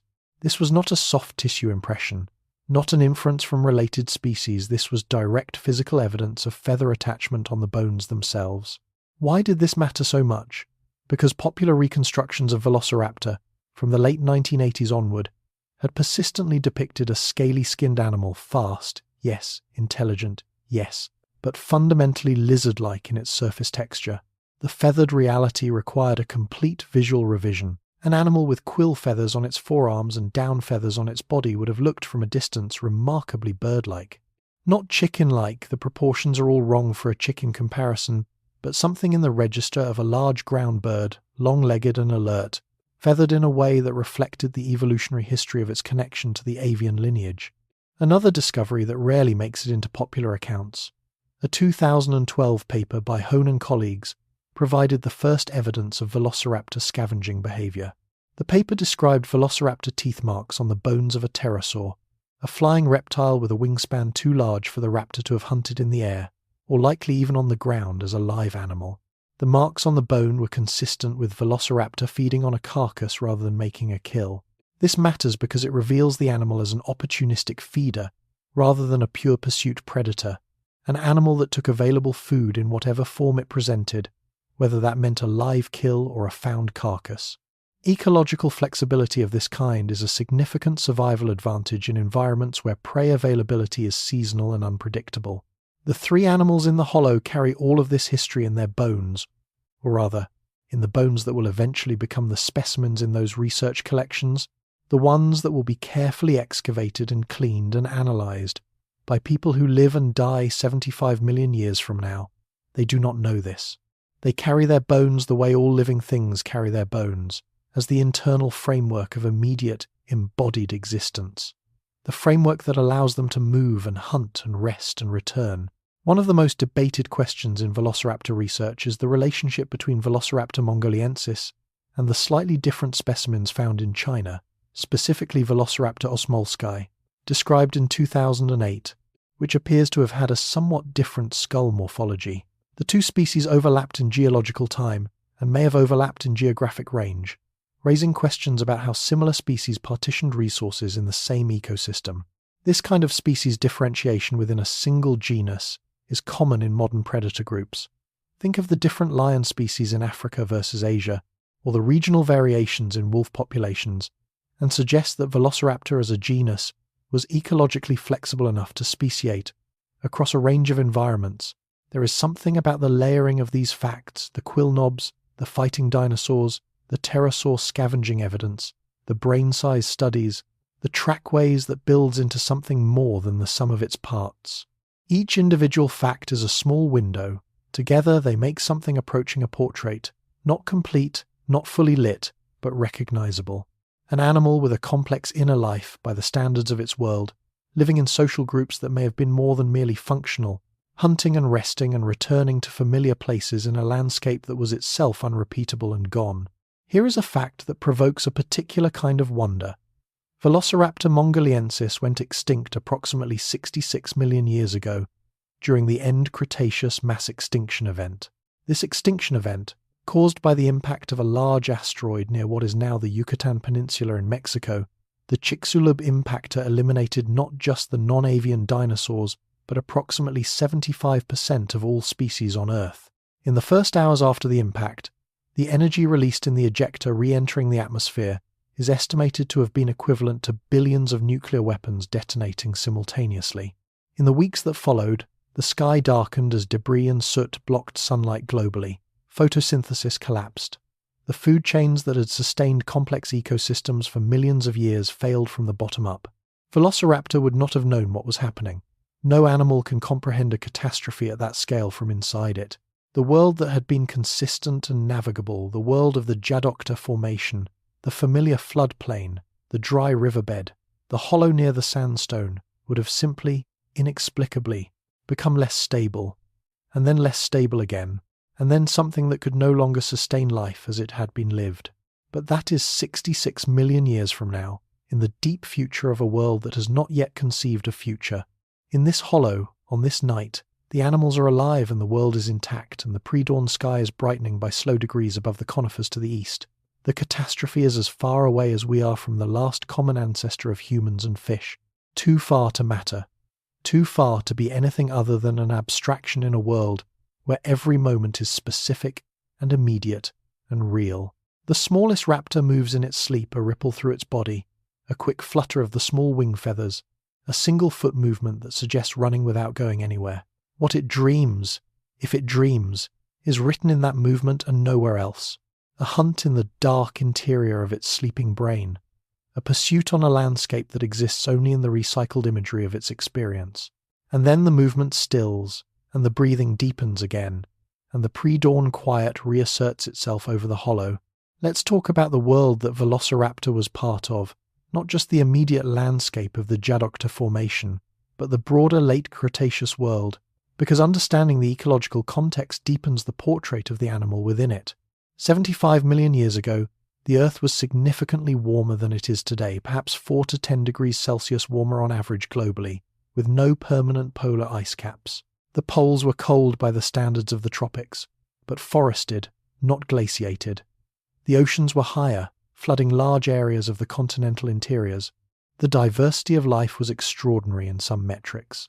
The Late Cretaceous was one of the most biologically diverse periods in Earth's history, with the explosion of flowering plants having transformed ecosystems globally and created new niches that were being colonized by new species at a rapid rate. Into this rich, warm, complex world, Velociraptor fit as precisely as a key fits its lock shaped by the environment, shaping the environment in turn, occupying its niche in the way that a niche only looks inevitable in retrospect. From the outside, from our vantage point 75 million years later, we can see the shape of the fit. We can see the adaptations and the behaviors and the social structures as responses to the pressures of the world it lived in. But from the inside, from the hollow near the Sandstone at the edge of a floodplain in Late Cretaceous Mongolia, there is only the immediate. The warm stone, the cooling night, the smell of the group, the brightening sky. The light has been building for perhaps 20 minutes when the large animal opens its eyes. Not in any dramatic sense, no sudden arousal, no alarm-driven leap to alertness. Simply a gradual return of focus, the eyes opening from their partially closed resting position to their fully open state, the pupils adjusting to the growing ambient light. The animal does not move immediately. It lies for several minutes in that transitional state between rest and waking, the body awake but not yet oriented toward movement, receiving information from the environment before deciding what to do with it. This gradual arousal is not laziness. It is neurological prudence. For an animal that might need to move explosively at any moment, a disoriented, partially alert state is potentially dangerous. The coordination required for effective predatory behavior or rapid escape from danger is not fully available until the nervous system has had a chance to finish its transition. From sleep mode, many birds show a similar pattern of delayed full arousal, remaining still for minutes after the eyes open, before the first movements of the day begin. The quality of alertness that emerges from this gradual transition is more complete than the brittle, fractured attention of interrupted sleep. The smallest one is already awake, as it was yesterday morning. It has been watching the lightening sky for some time before the large animal stirs, sitting with its head slightly elevated, tracking the changes in the acoustic environment as the dawn chorus builds. The birds, the true birds, the avian dinosaurs that were already occupying the small insectivore and seed-eating niches in the Late Cretaceous ecosystem are beginning their morning vocalizations, and this sound, wherever it came from in the evolutionary history of acoustic communication, was already established in this world as a reliable indicator of approaching morning. The middle animal is the last to fully rouse.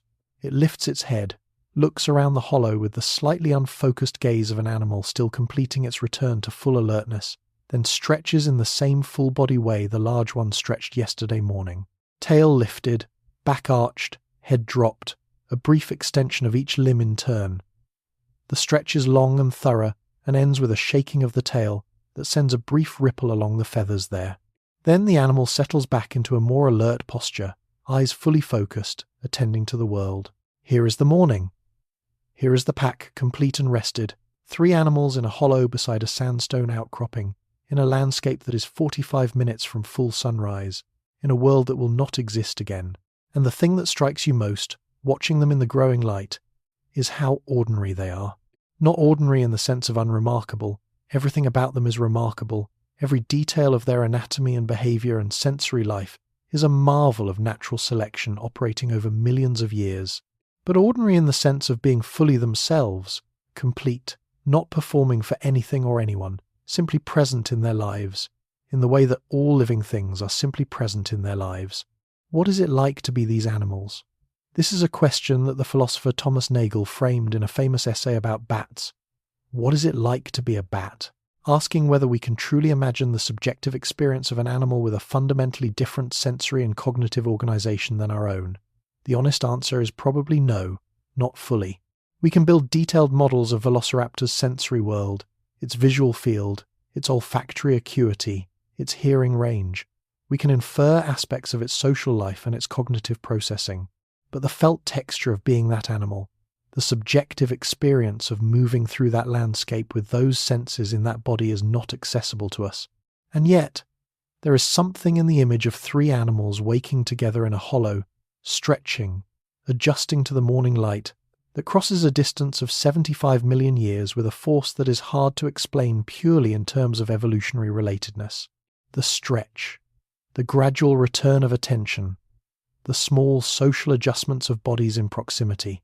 These are things that feel recognizable not because we are closely related to dromaeosaurids, we are not, in any proximate sense, but because the solutions to the problems of living that these behaviors represent are, in a deep structural way, the same solutions we arrived at independently in our own lineage. The warm bodies, the sleep, the social groups, the morning return to alertness. Life finding the same answers from different starting points. One fact that illuminates this: sleep itself is ancient. The REM sleep state that we think of as the most characteristically mammalian form of sleep has now been documented in birds, in reptiles, and based on behavioral observations in fish.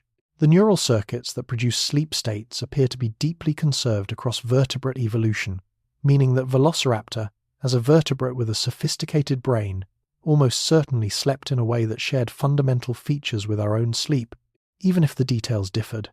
The night you have been witnessing in this hollow was not just behavioral rest.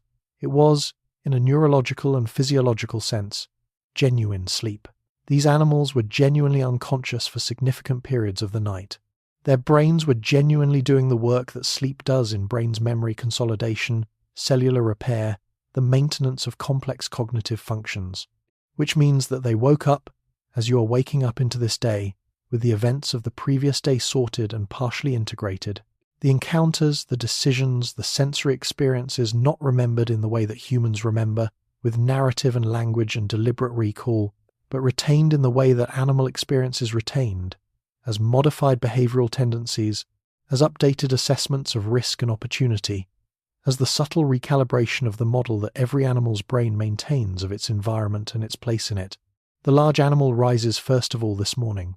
It moves to the edge of the hollow and pauses, standing in the first direct light that has reached the low ground, a long raking beam from just above the eastern horizon, the particular quality of early morning light that makes everything it touches look slightly more real than it did a moment ago. The animal stands in this light and you can see it clearly for the first time this morning. The feathers catching the early sun, the scales of the face and lower limbs catching light differently, the eye with its vertical pupil slightly contracted in the new brightness, the tail extended behind it in its rigid line.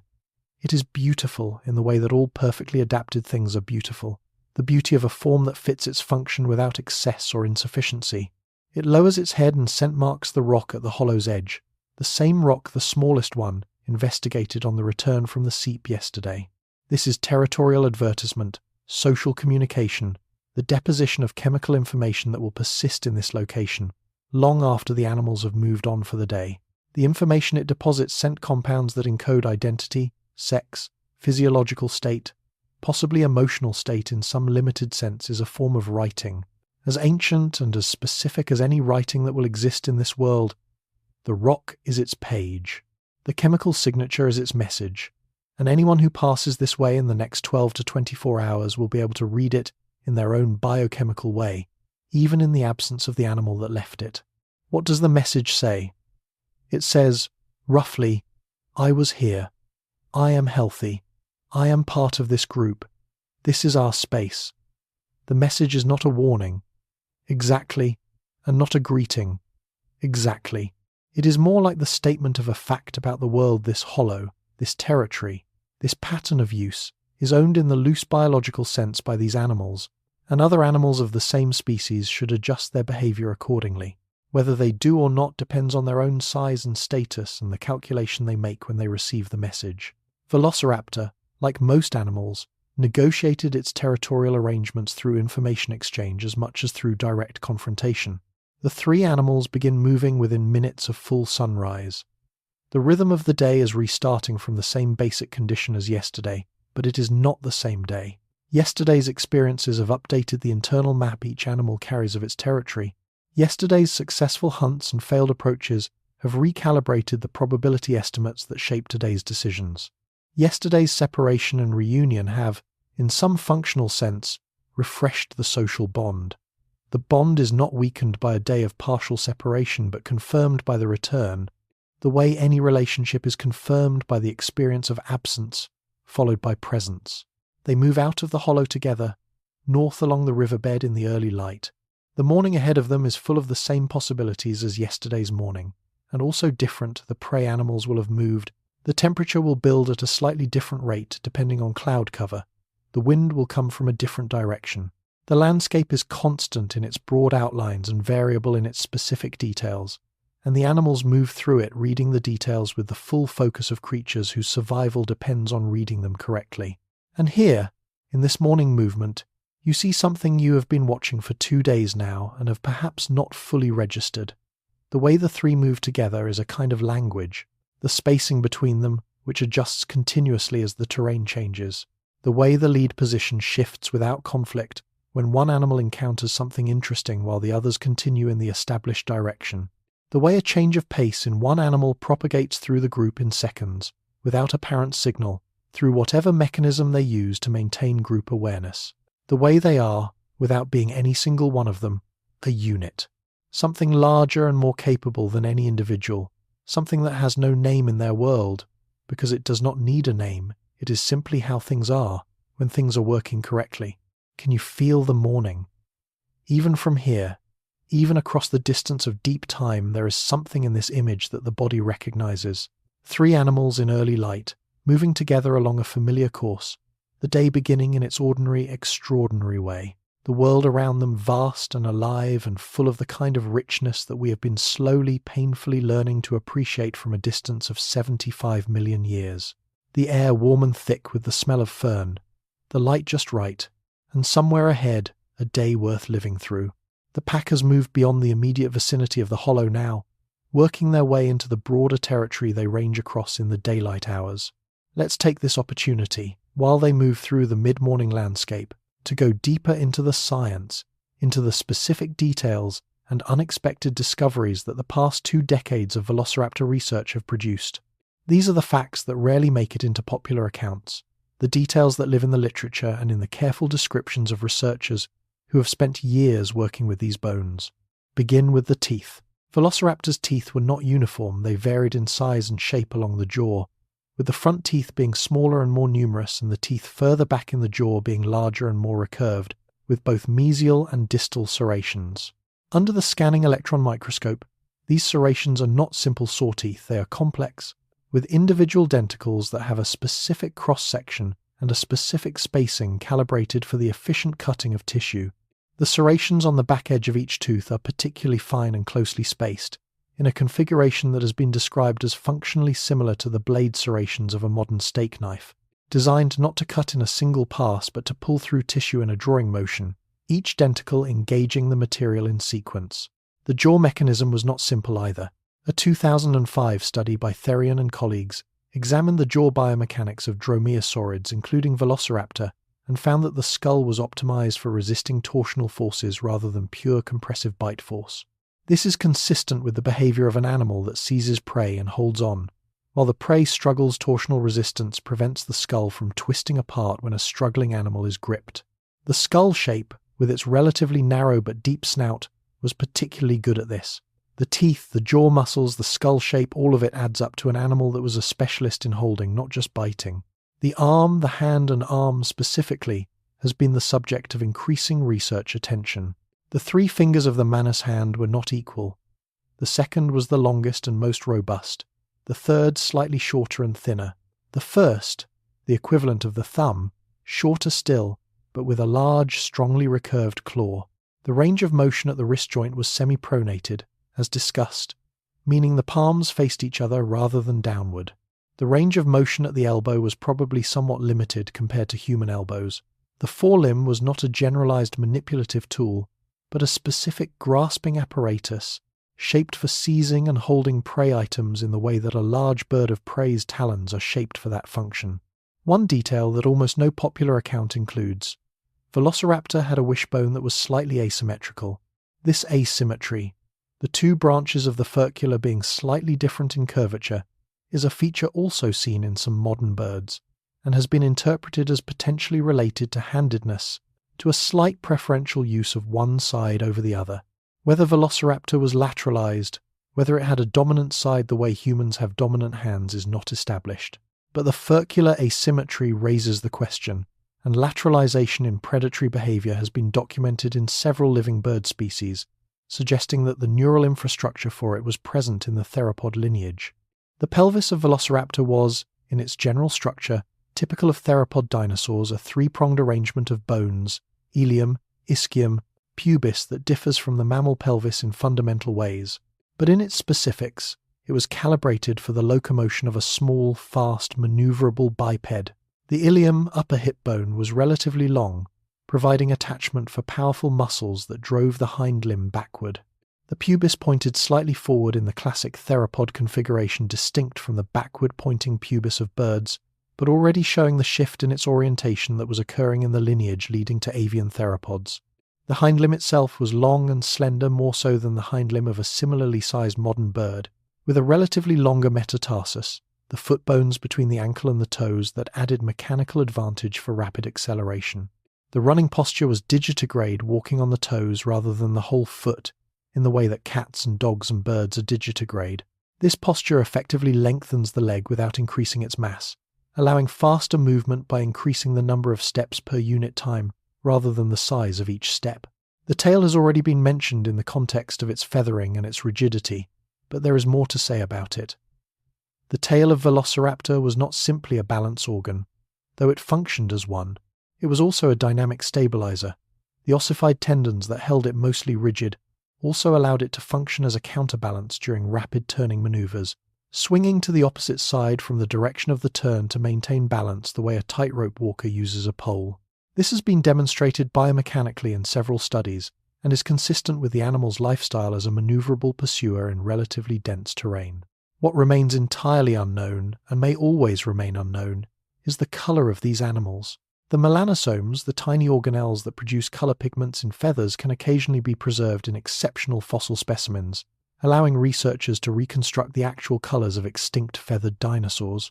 The most famous example is Sinosauropteryx, a small Cretaceous theropod from China, whose melanosome preservation has been interpreted as suggesting a ginger and white coloration with a ringed tail. For Velociraptor, no such preservation exists. Its colour remains one of the great unknowns of its biography. What can we infer? Not much with confidence, but a few things are worth considering. The environment the animal lived in, the Djadokhta Formation, which was seasonally dry and had significant areas of exposed sandy substrate, with patches of green vegetation, would have favoured coloration that reduced visual contrast against that background.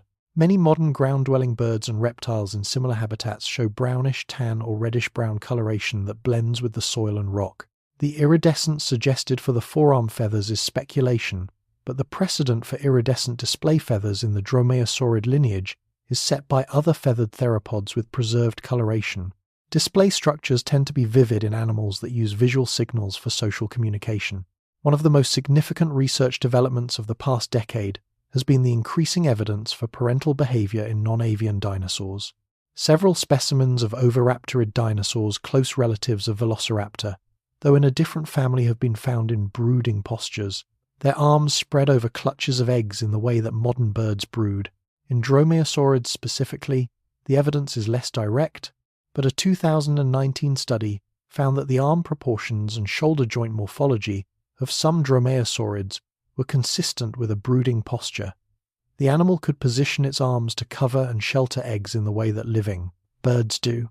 If Velociraptor brooded its eggs, then the feathers on its forearms served a direct reproductive function, and the behavior would have been another link in the chain connecting it to modern avian parental care. Here is a question to hold gently as the morning advances and the pack moves through the dappled light of the mid-morning landscape.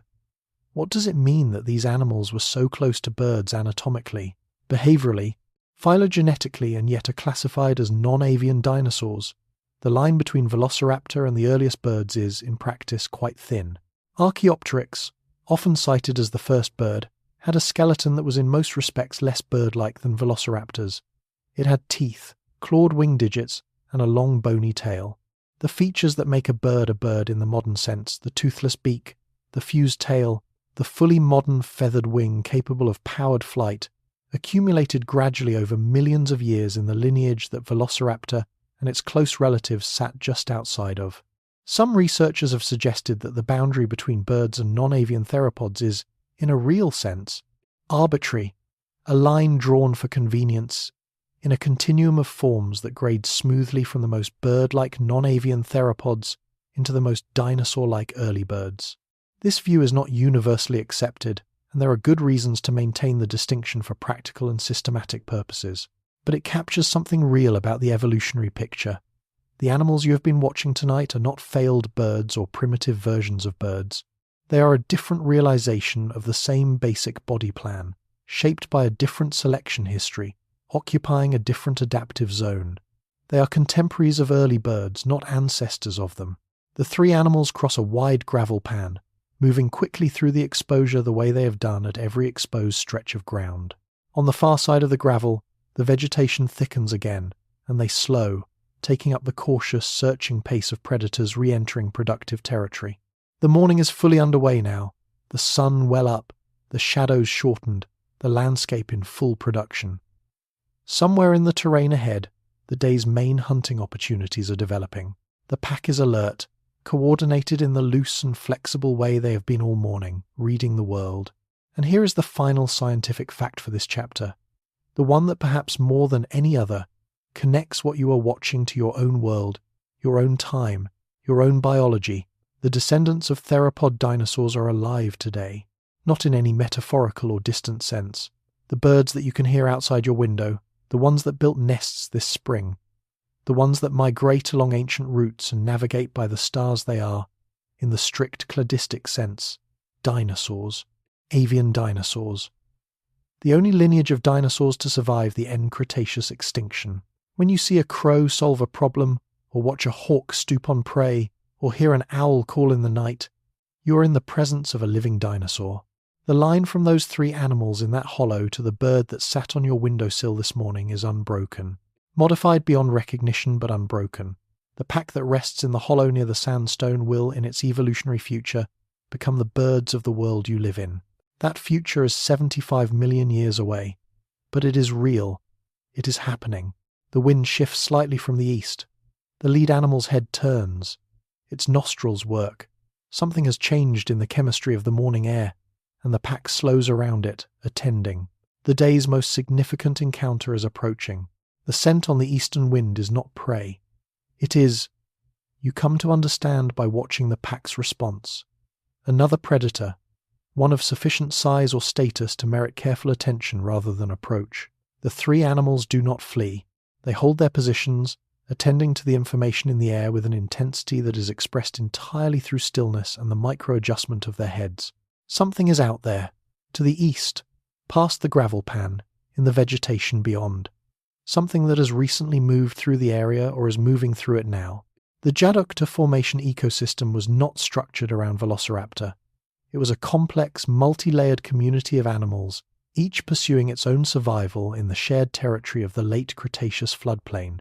Understanding who else lived here, who the pack was sharing this landscape with, competing with, avoiding, potentially preying on or being preyed upon by, gives the picture of the pack its proper depth. The largest predators in the broader Mongolian Cretaceous were tyrannosaurid relatives. Tarbosaurus bataar, the Mongolian cousin of Tyrannosaurus rex, lived in the somewhat later Nemict Formation environments, geologically younger than the Djadokhta. But in the Djadokhta itself, the apex predator role may have been filled by Alioramus, known from fragmentary remains, and possibly by other large theropods whose presence is inferred from fragmentary evidence. In environments shared with tyrannosaurids, small predators like Velociraptor would have occupied a different ecological tier-hunting prey that the large animals could not efficiently exploit, avoiding direct competition with animals that vastly outweighed them. One of the most ecologically interesting members of the Djadokhta community was Oviraptor Velociraptor, a medium-sized theropod, roughly the size of a large dog, with a distinctive toothless beak and an elaborate cranial crest. Oviraptor was long assumed to be an egg thief, hence its name, which means egg thief based on early specimens found near Protoceratops nests. But the paradigm-shifting discovery of Oviraptor specimens found in brooding positions over nests of eggs that turned out to be Oviraptor eggs, not Protoceratops eggs, revealed that the first individual was almost certainly protecting its own nest, not raiding another's. Oviraptor was, as far as we can tell, a devoted parent. The ecological relationship between Velociraptor and Oviraptor is not well characterized. They were probably not in significant direct competition. Their sizes and probable dietary preferences differed enough to reduce overlap, but they shared the same territory, visited the same water sources, navigated the same seasonal challenges. The Djadokhta Formation has produced specimens of both species at multiple sites, along with the various herbivores and small animals that made up the lower tiers of the ecosystem. Pinacosaurus granderi, an ankylosaur, was present and appears to have been fairly abundant. As noted earlier, the ankylosaurs were essentially invulnerable to predation by animals of Velociraptor's size, and they occupied their ecological role as large herbivores with near impunity. The picture we get from the fossil assemblages of the Djadokhta is of an ecosystem stratified by body size and vulnerability.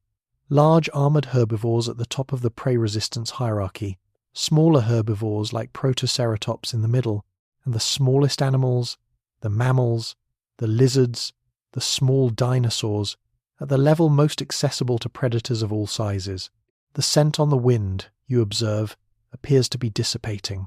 The pack's intense monitoring posture relaxes by degrees. First, the smallest one lowers its head slightly from its elevated position. Then the middle animal shifts its weight and begins a grooming movement that signals reduced threat alertness. Whatever was east of them has moved away, or its scent trail has weakened below the threshold that triggers maintained vigilance.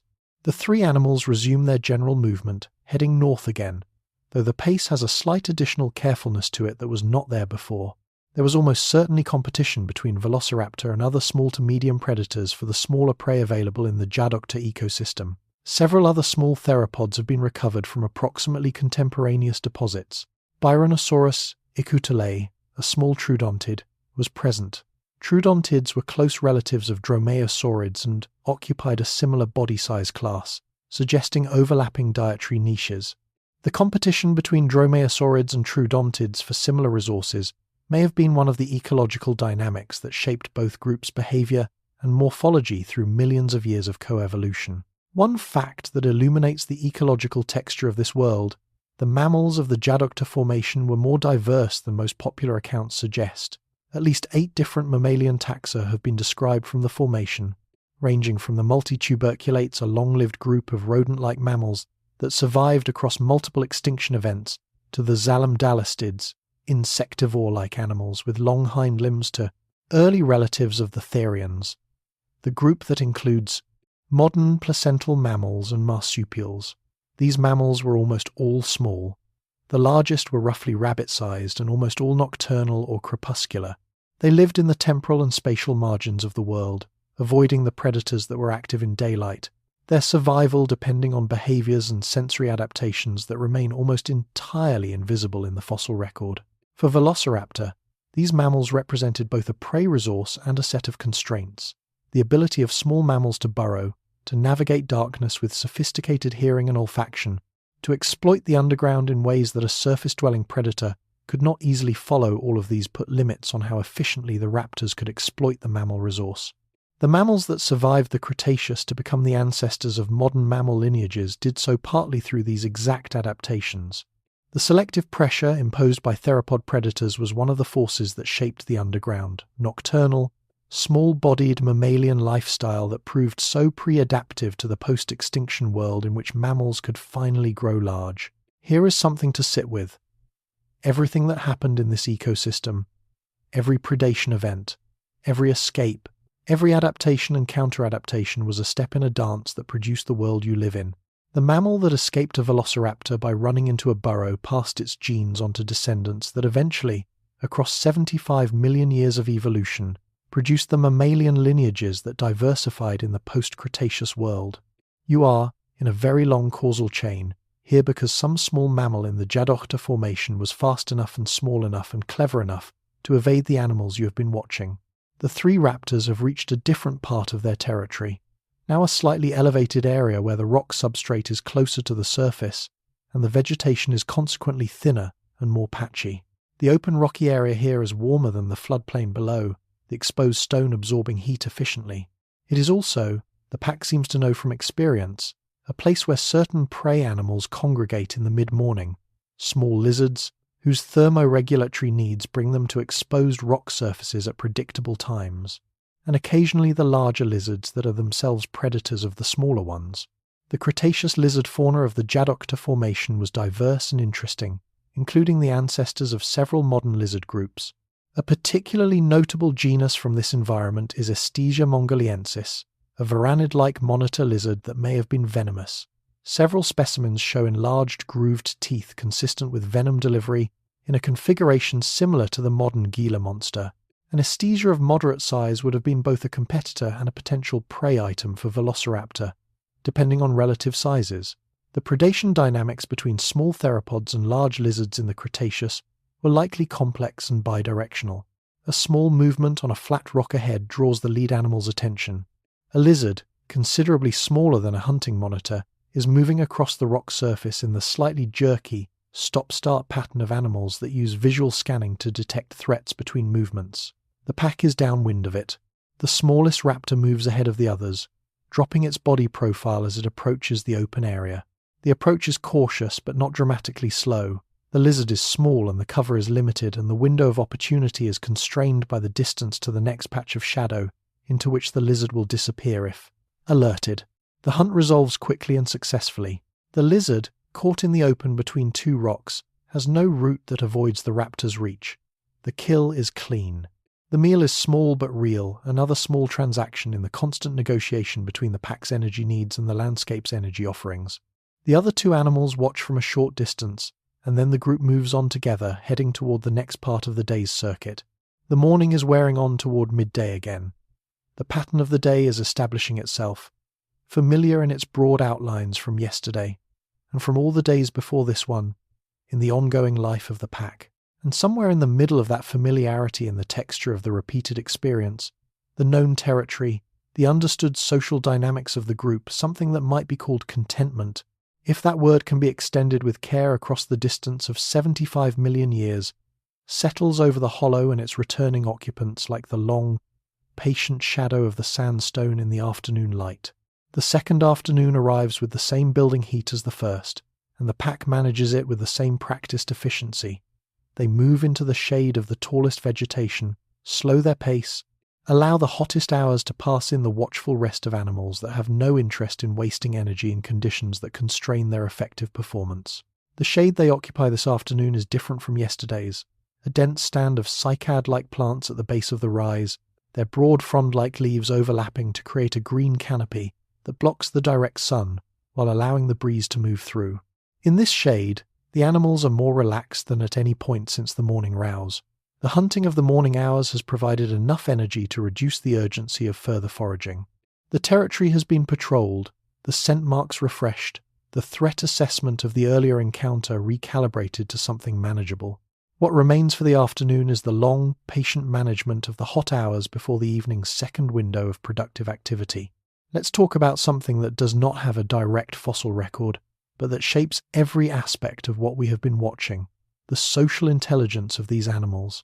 Intelligence in animals is a complex and often poorly defined concept, and its application to extinct species requires particular caution.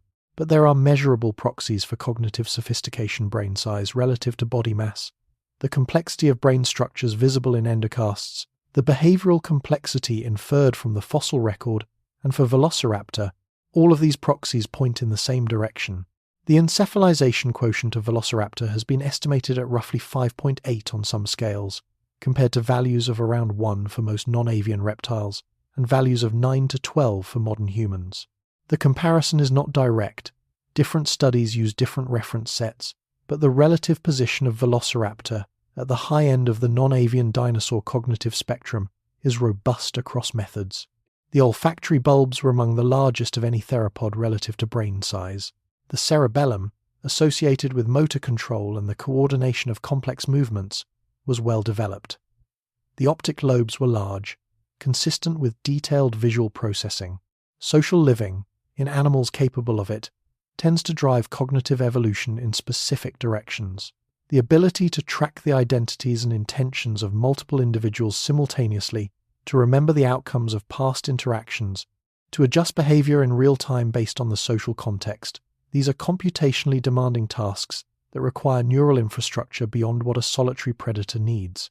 The fact that Velociraptor appears to have been at least partially social, combined with its elevated encephalization quotient, is consistent with the hypothesis that its cognitive sophistication was at least partly shaped by the demands of social living.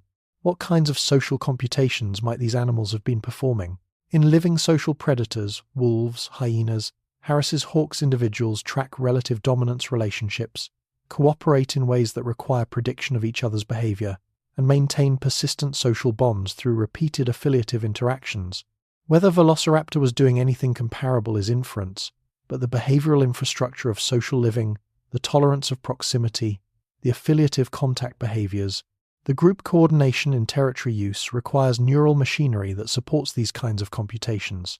One of the smallest of the three, the one that has consistently led in morning movements, makes a sound, not a call in any dramatic sense, more of a soft exhalation with a slight vocalic quality to it, something between a breath and a note, produced in the throat without opening the beak. The middle animal, lying a foot away, raises its head briefly, looks at the smallest one, and then lowers it again. A social exchange so minimal that it barely qualifies as an exchange. And yet, in the context of two animals that know each other very well, minimal exchanges carry significant meaning.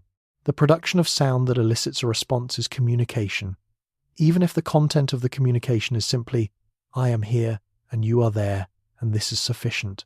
Here is a fact that is both scientifically specific and somewhat beautiful. The hyoid bones, the small bones in the throat that support the tongue and laryngeal structures of theropod dinosaurs, have occasionally been preserved in exceptional specimens. Analysis of these bones has allowed researchers to make inferences about the configuration of the tongue and throat musculature, with implications for what kinds of sounds were possible. In dromaeosaurids and their close relatives, the hyoid appears to have been relatively simple, not the complex multi-element structure seen in the most vocally sophisticated birds.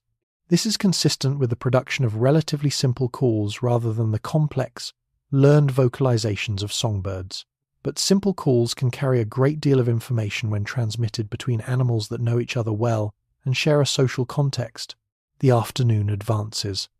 The shadows, which were at their shortest in the midday glare, begin to lengthen again. The light takes on the golden quality that signals the approach of the productive evening hours.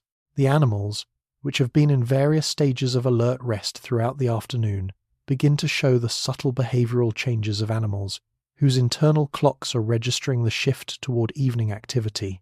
A slight increase in grooming activity, The repositioning of bodies toward a more upright alert posture, the gradual increase in monitoring behavior. The cycads cast long shadows to the east as the sun descends in the west, and in those shadows the temperature is already slightly more comfortable than the open ground. The pack has been here long enough that the local insect community has partially resumed its daytime activity near them. The insects that retreated from the initial disturbance of the animal's arrival have, over the hours of the animal's stillness, decided that the large shapes in their usual territory are not currently threatening. A small wasp-like insect investigates the area near the smallest raptor's tail before veering away. The raptor does not respond. What will the evening bring? This is the question that the lengthening shadows pose, and the pack seems to be attending to it in its own way, the heads moving more frequently in their monitoring arcs, the nostrils working more actively as the breeze shifts and carries new information from the landscape. The brief stillness of midday is ending. The world is preparing for its second act. Before we follow them into the evening, there is one more dimension of these animals' lives that deserves attention. The question of injury and illness, of the vulnerability that their otherwise formidable suite of adaptations could not entirely prevent. The fossil record of dromaeosaurids contains evidence of healed injuries, bones that were broken and healed, infections that left marks on the bone, pathologies that suggest the animals experienced and survived significant physical trauma. A specimen of Deinonychus, a larger North American dromaeosaurid, shows healed rib fractures. Other dromaeosaurid specimens show evidence of bite marks from conspecifics injuries received in intraspecific combat or territorial disputes. For the animals in this hollow, injuries were a real possibility of everyday's hunting and territorial life. The sickle claw that was so effective at gripping prey was also a point of vulnerability. A claw damaged or broken in a failed hunting attempt, or a territorial fight, could compromise hunting efficiency for weeks. The legs, long and relatively slender for their size, were adapted for speed and maneuverability but were not mechanically robust against impact forces.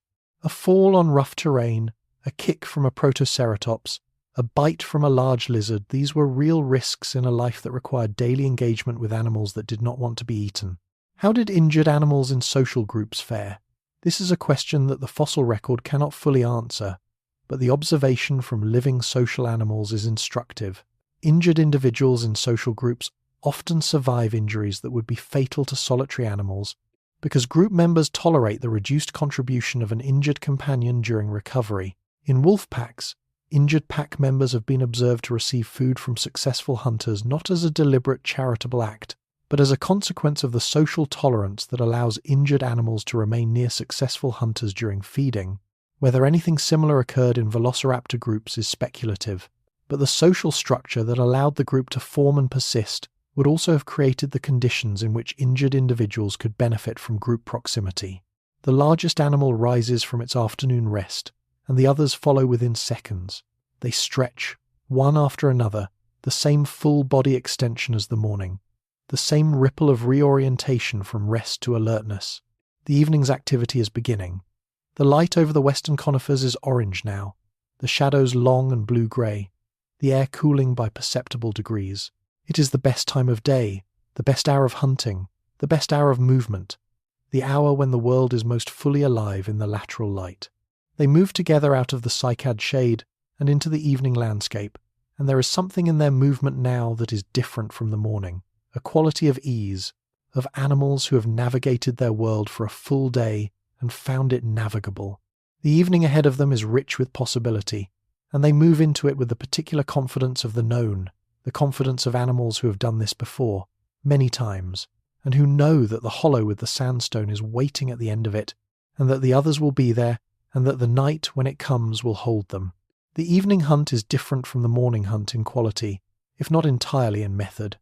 The light is coming from a different direction, which changes what is visible and what is hidden. The prey animals are in different places, some of them returning to resting areas from the day's foraging, some of them just beginning to move into their evening activity. The temperature is dropping, which changes the behavior of ectothermic animals like lizards and changes the energy budget of endothermic animals like the raptors themselves. The world is the same world it was this morning, and it is completely different. The pack moves along the eastern edge of the rise now, a route that takes them through the area where the large animal went alone yesterday. The familiar scent markers are there, The large one's afternoon territory patrol from yesterday is still detectable in the vegetation, and the others register it as they pass, their heads dipping briefly to gather information from the marks before moving on. The information is simple and reassuring. This is known ground. Familiar signatures.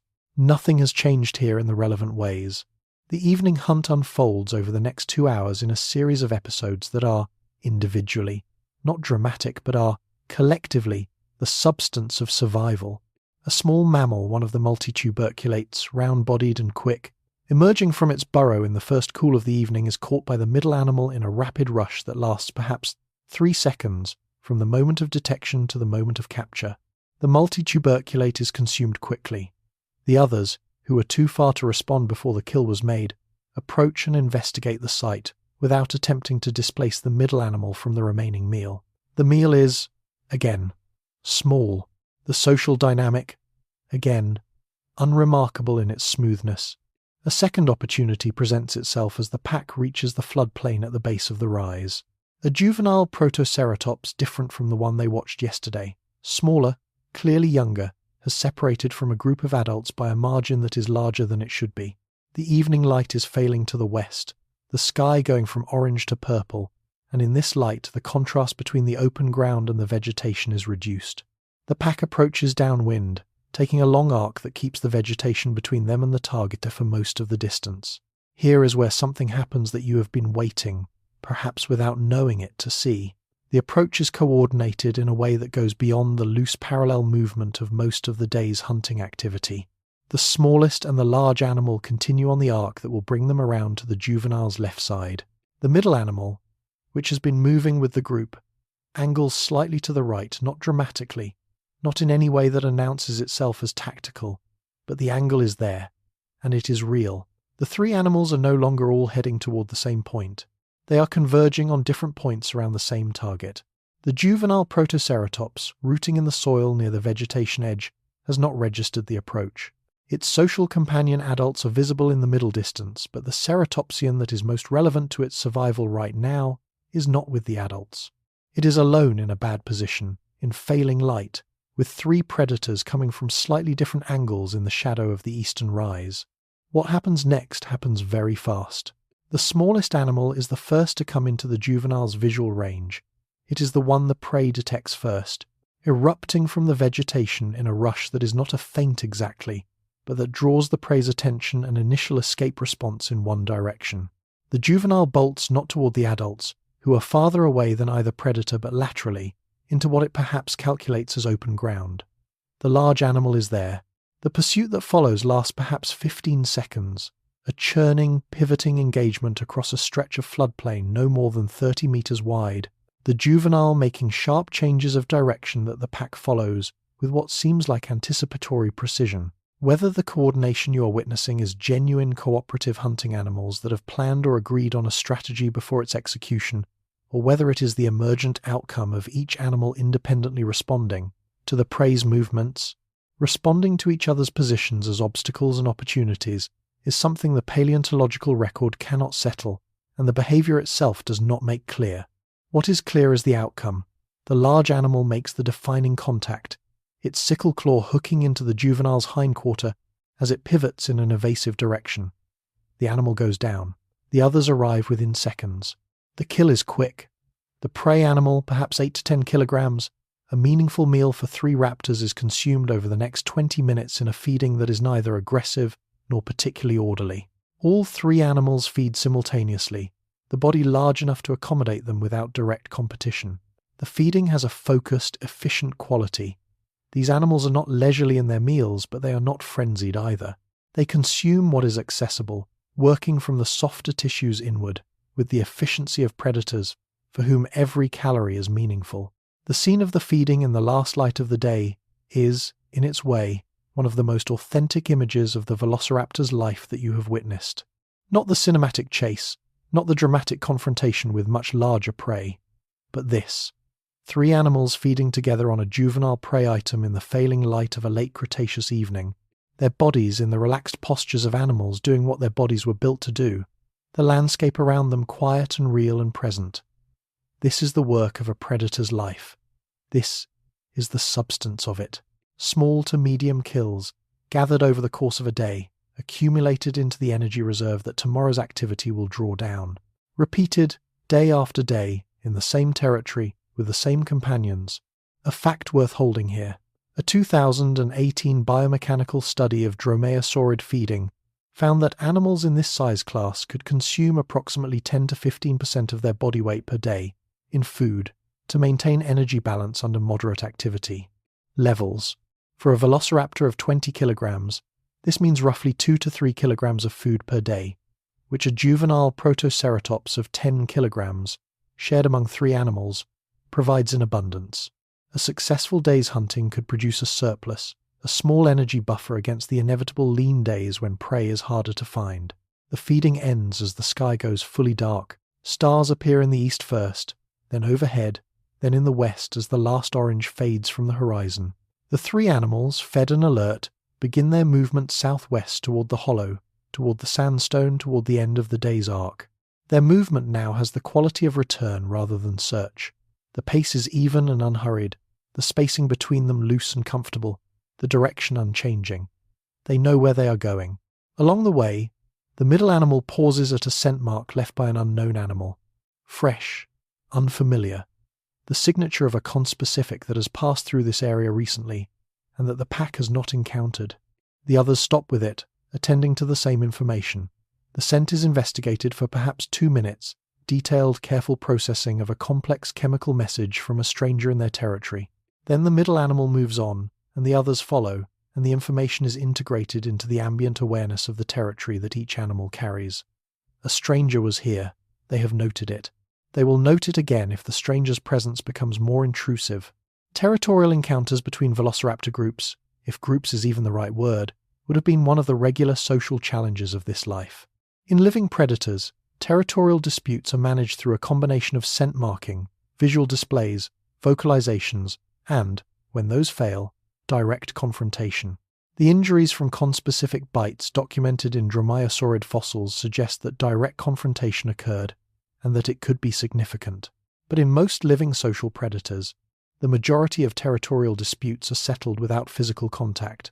The information carried in scent marks and call patterns is usually sufficient to establish the relevant facts and allow both parties to avoid an people-arse, unnecessarily costly confrontation. The hollow is close now. The sandstone outcropping is a darker shape against the dark sky, its familiar outline visible even in starlight. The 3 animals slow as they approach it, the smallest one performing the same approach investigation it has performed every evening of the pack's use of this site, working the perimeter, checking the scent records of the hollow's edge, verifying that the space is as it should be before committing to the vulnerable state of rest. It is. The hollow is empty of strangers. The familiar scent of the group's own marking is there, layered and complex. The accumulated record of many evenings. The stone is cool against the air but retains just enough warmth from the day to be comfortable against a body that has been moving for hours. The 3 animals arrange themselves in the hollow in the configuration that has become their nightly geometry, the large one against the stone, the smallest pressed against its side, the middle one slightly apart but close. The second night begins. The stars are brilliant. The landscape around the hollow is settling into the sounds of its nocturnal life, and the 3 animals, fed and safe and together, begin the long, easy descent into rest. There is a moment in the progression of sleep in these animals, and in you, and in every vertebrate that has ever lived when the body crosses a threshold.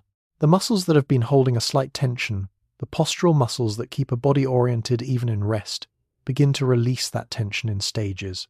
The breathing, which was slightly irregular in the transitional state, finds a rhythm and holds it.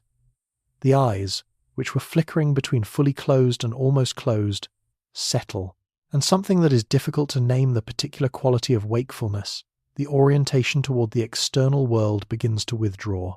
The large animal crosses this threshold first. Its body weight shifts against the sandstone in a way that suggests the last of the postural tension has released. Its breathing deepens and spaces out, the intervals between breaths lengthening to the rhythm of deep rest. The sickle claw, which in waking maintains a slight held elevation off the ground even when the animal is lying down, relaxes and makes faint contact with the earth. Even in sleep, the body conserves the adaptations that waking requires the claw elevated, the feathers held against the body for insulation rather than fluffed for display or alarmed, but the degree of tension decreases. The body is doing the minimum necessary to maintain itself in a state from which it can recover quickly. The smallest follows the large one into deep rest. It presses its head into the feathers of the large animal's flank, a posture that reduces the exposed surface area of the head, the area most prone to heat loss in cool night air, while also positioning the animal's sensitive nose close to the smell of its companion. The information provided by that smell is not consciously processed, but the neurochemical response to familiar social scent, the mild release of the bonding molecules that are ancient in vertebrate biology, continues even in sleep. Rest deepens in the company of the familiar. The middle animal is the last to settle fully. It remains in a lighter state of rest longer than the others, its eyes opening periodically, its head lifting slightly at each new sound from the surrounding landscape. This is not anomalous. In social groups that rest together, different individuals often maintain different levels of vigilance, creating a natural distributed watch system where the group as a whole is more alert than any individual member in its deepest sleep. This distributed vigilance is one of the significant survival advantages of group living, the reduction in the probability that a predator can approach a sleeping group without detection. The night progresses. Stars wheel. The sounds of the night landscape shift as species active in the first hours of darkness complete their activity and give way to the species active in the deep middle of the night. Small mammals emerge from burrows, move through the darkness with the sensitive navigation of animals that have evolved for 10 of millions of years in a world dominated by large predators with poor night vision. A large insect flies near the hollow, its wing beats audible in the stillness before it moves on. The middle animal's eyes open, confirm that the sound is not threatening. Close again. Here is a fact about the night that is perhaps the most quietly remarkable in this entire account.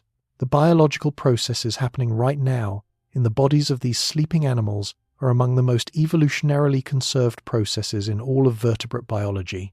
The specific proteins involved in circadian rhythm regulation, the clock genes, the feedback loops of protein production and degradation that keep biological time are essentially the same in Velociraptor as they are in you. The same genes, performing the same functions, in a different body in a different time. You share the machinery of biological night with a theropod dinosaur. The darkness that holds these animals holds you in the same fundamental chemical way. In humans, deep sleep is the time when certain forms of memory consolidation occur, when the experiences of the day are sorted, pruned, and integrated into longer-term storage in a process that requires unconsciousness. Whether anything functionally similar happened in the sleeping brains of these animals is not known with certainty, but the neural structures associated with memory formation in vertebrates, the hippocampus, the amygdala, the prefrontal cortex's functional analogues in non-mammalian vertebrates are present in theropod brain architecture. The experiences of the day were being processed by sleeping brains that, in their fundamental organization, shared significant features with your own. What experiences? The morning's methodical patrol, the failed approach on the adult Protoceratops herd, the lizard on the flat stone, the midday shade, the afternoon's scent encounter with the unknown animal, the evening's successful hunt. These episodes, in whatever form non-human memory takes them, were being sorted and integrated into the behavioral model that tomorrow's activity would draw on. The pack that wakes tomorrow morning will have, in some functional sense, learned from today, not through conscious reflection. Through the biochemistry of sleep, the hollow holds the night in its cupped stone hands. The three animals breathe together in the darkness, their temperatures slightly above the surrounding air, their metabolisms ticking over at the reduced rate of deep rest, their bodies performing the maintenance that active life requires, and only rest can provide. Cellular repair, immune function, growth processes, if any of them are still growing. The 1,000 small calibrations that the body performs when the demands of the external world have been temporarily suspended.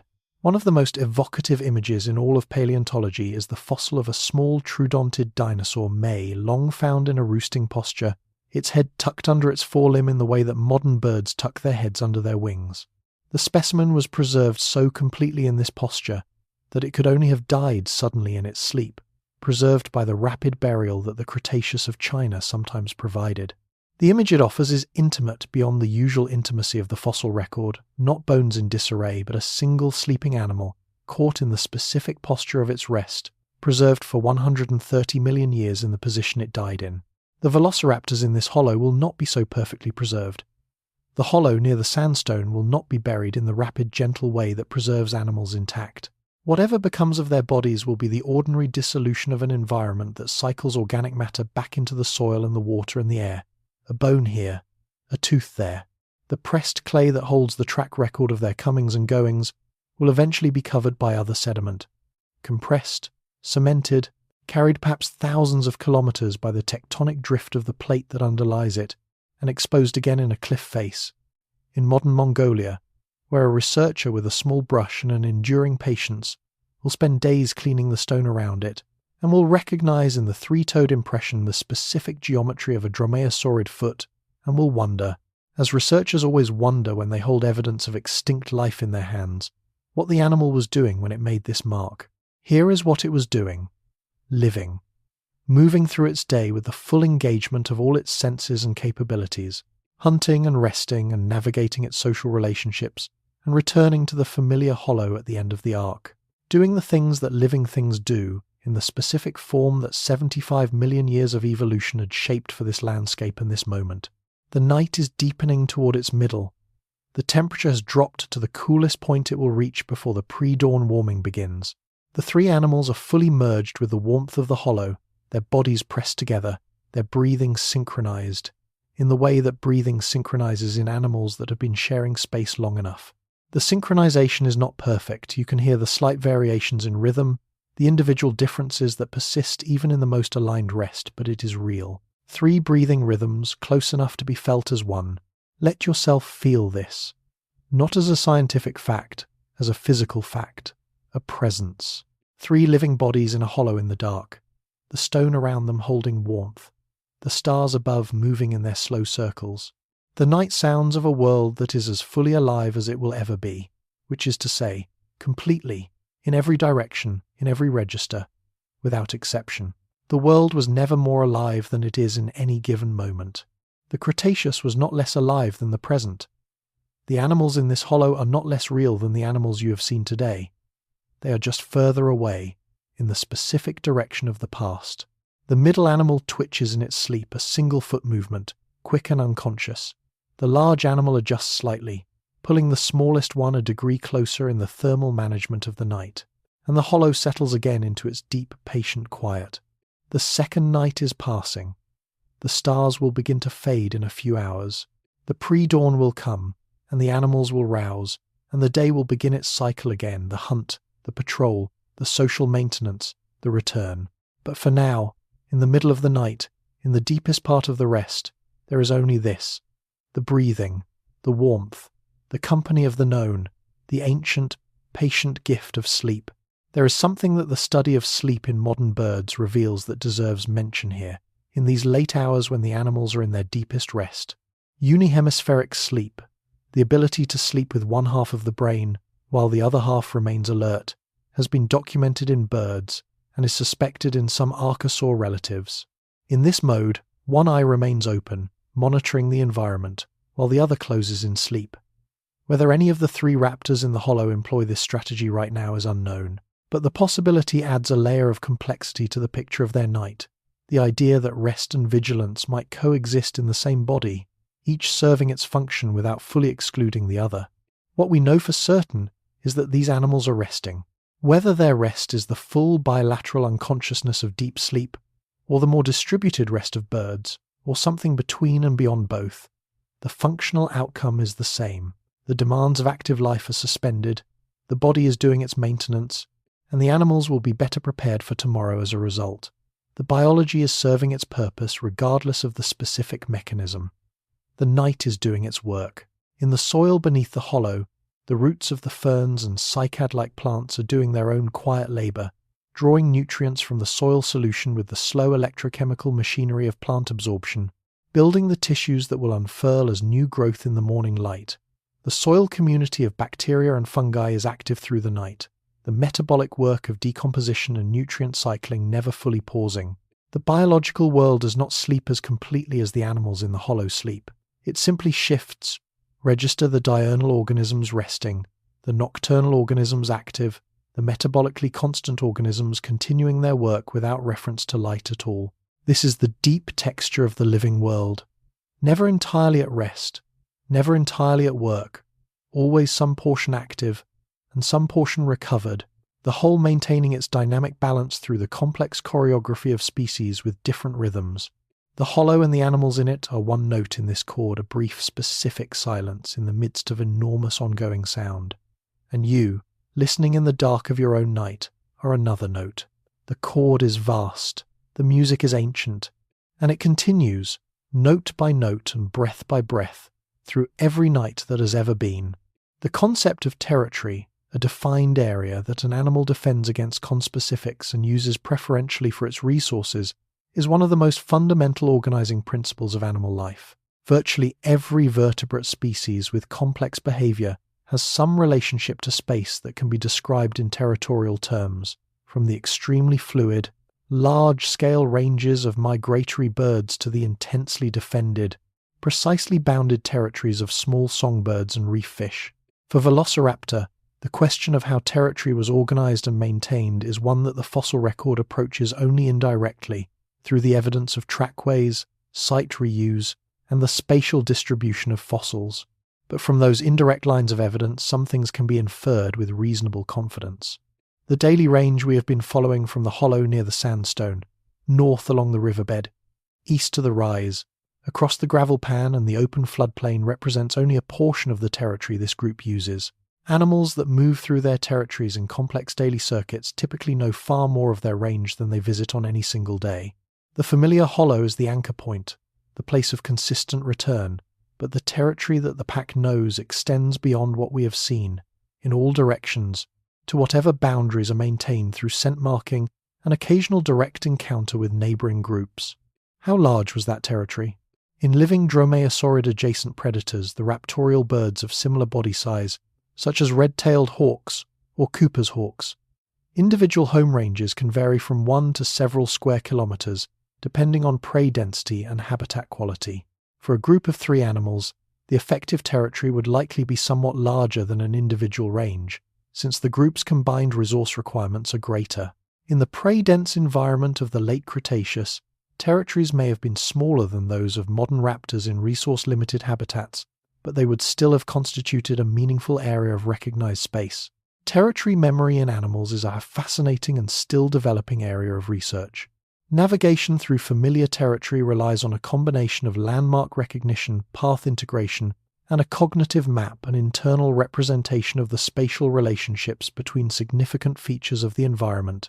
Studies of hippocampal volume in birds, the hippocampus being the brain region most associated with spatial memory, have found that species that rely heavily on spatial memory for survival, such as food caching, birds have proportionally larger hippocampi than species that do not.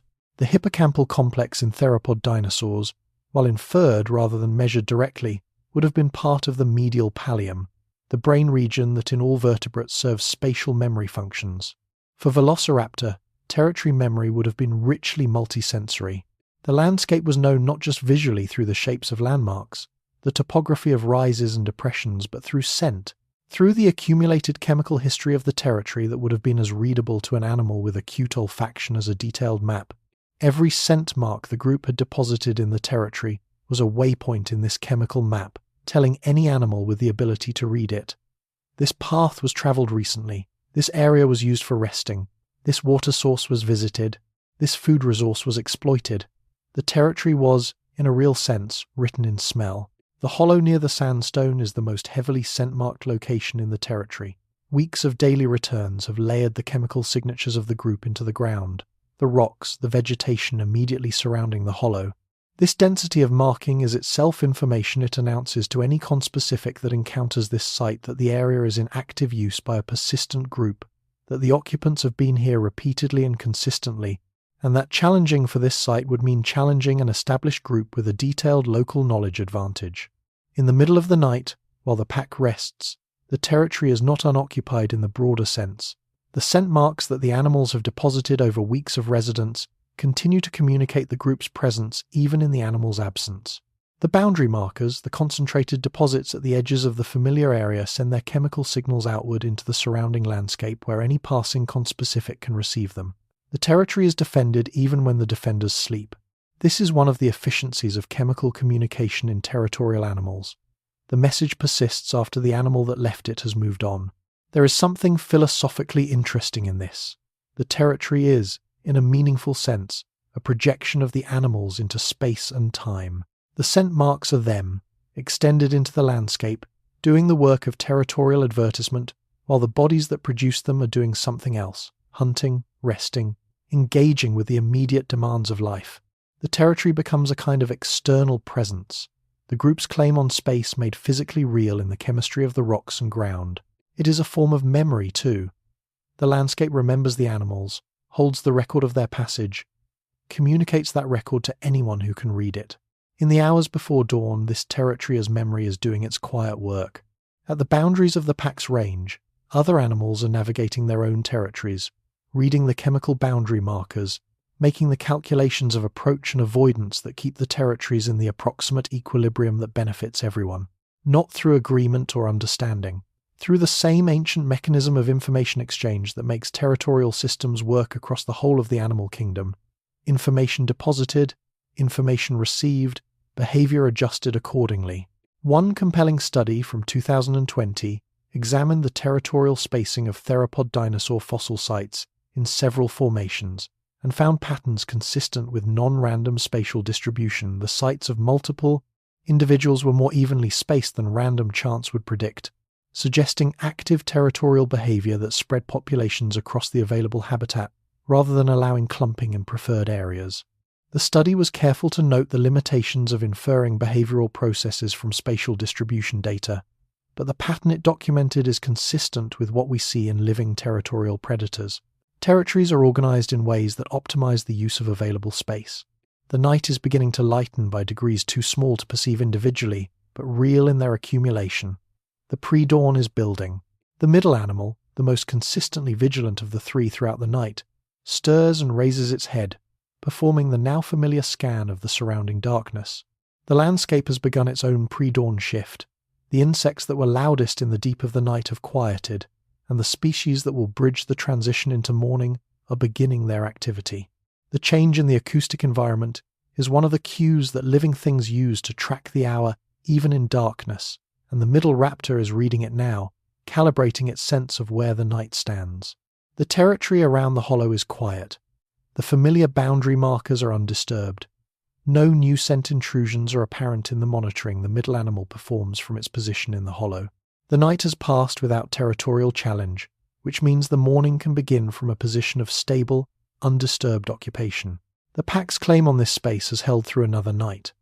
The morning will begin in known ground. Something that is easy to miss in the contemplation of Velociraptor's predatory life is the degree to which territorial stability was a precondition for everything else.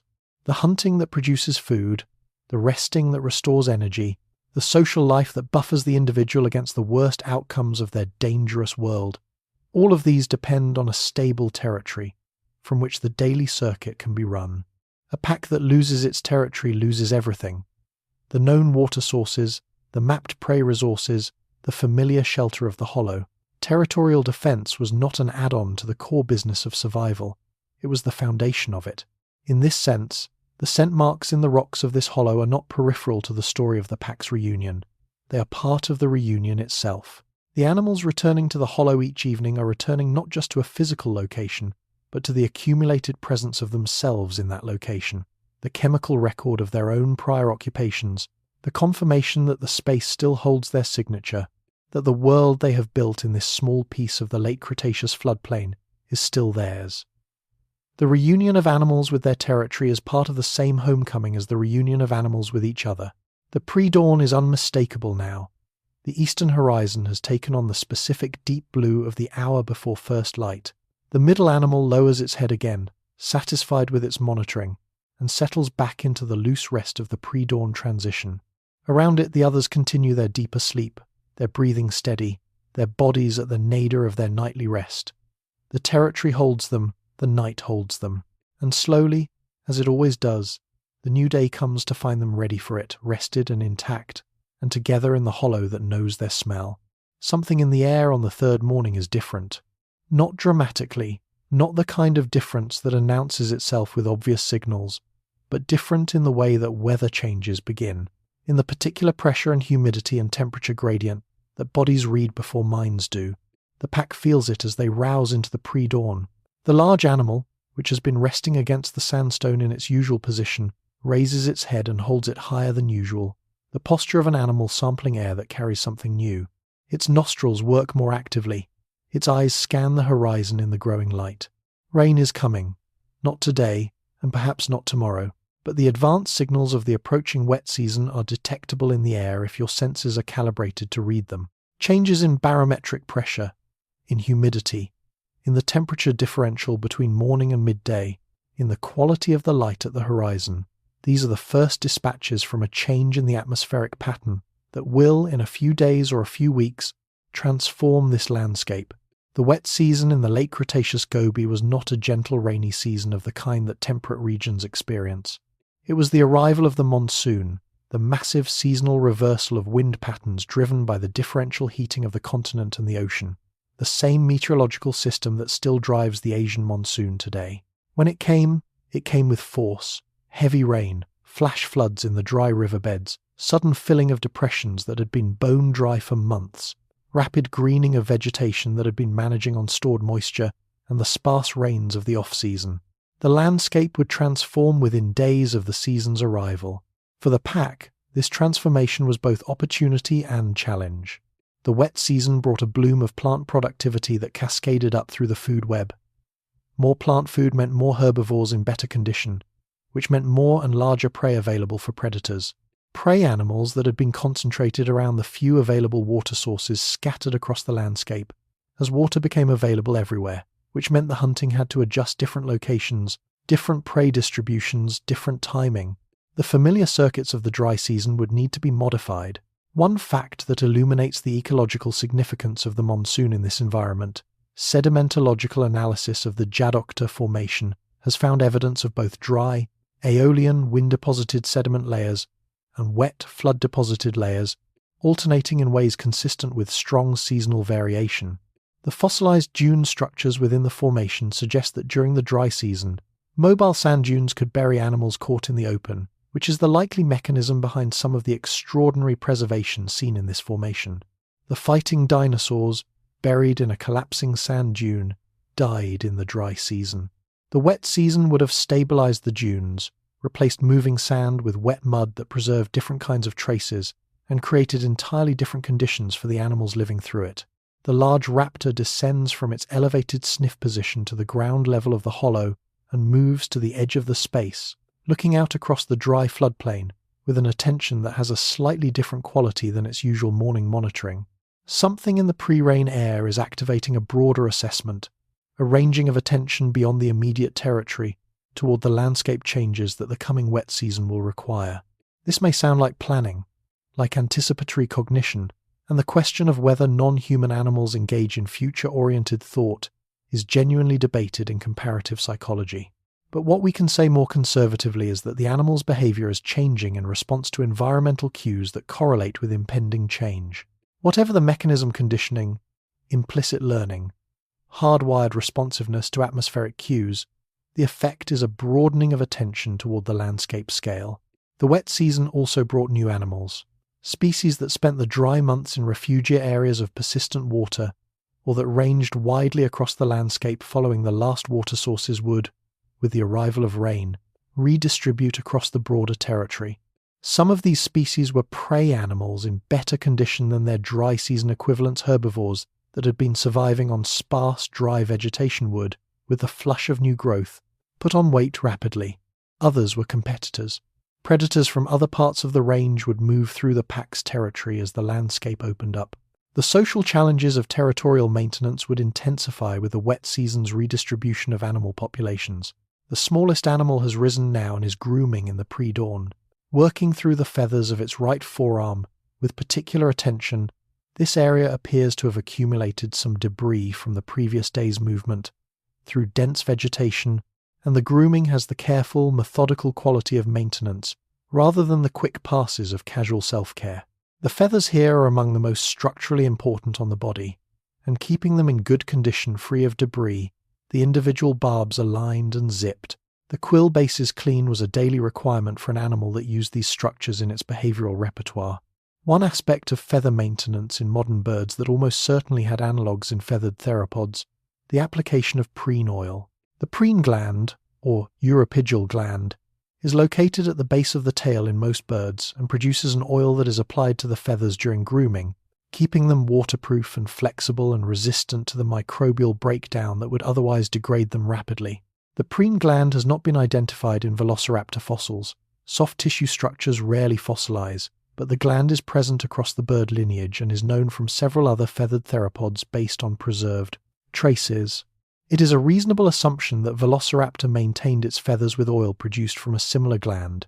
The third morning is establishing itself around the grooming and the monitoring of the pre-rain air, the pack transitioning between rest and activity in the gradual way of animals that manage their energy carefully across the day's demands.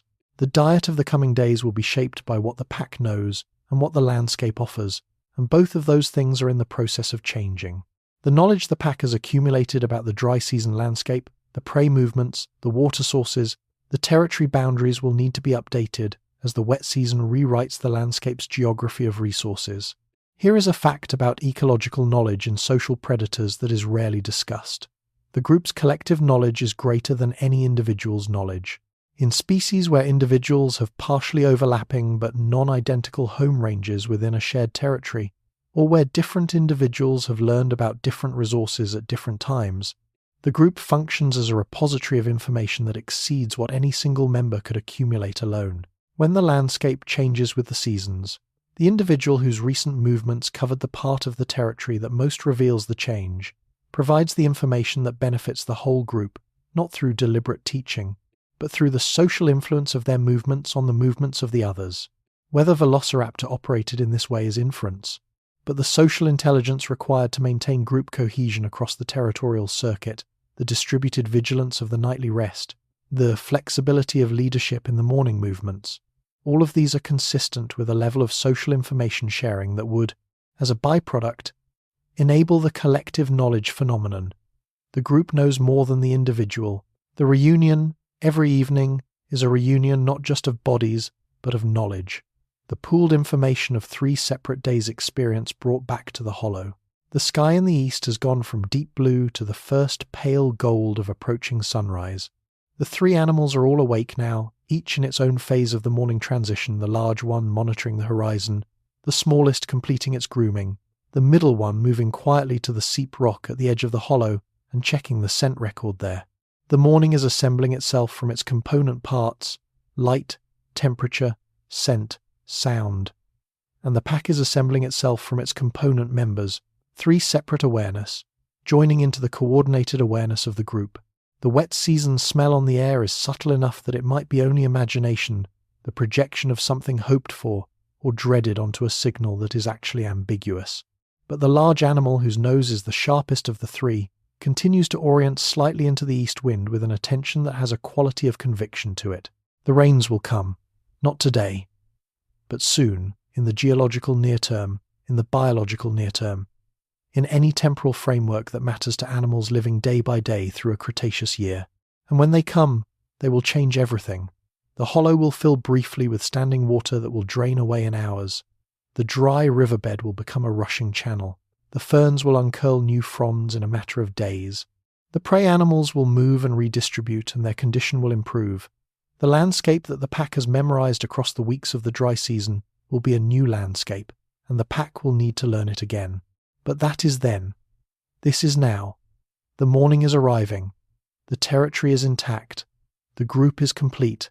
And the day is about to begin in its ordinary, extraordinary, unrepeatable way. The pack moves out of the hollow together, into the new morning, and the third day of following them begins with the same fresh possibility as the first. As the third morning deepens into its middle hours, let's take a different kind of journey, not through the landscape of the Djadokhta Formation, but through the history of how we came to know it. The science of paleontology is itself a story, one that runs from the first systematized observations of fossil animals in the 18th and 19th centuries through to the extraordinary precision of modern molecular and radiometric methods. And in that story, the Mongolian goby has played a role that is disproportionate to its size on any map of the world. The American Museum of Natural History expeditions to Central Asia in the 1920s, led by Roy Chapman Andrews, were among the most ambitious scientific field efforts of their era.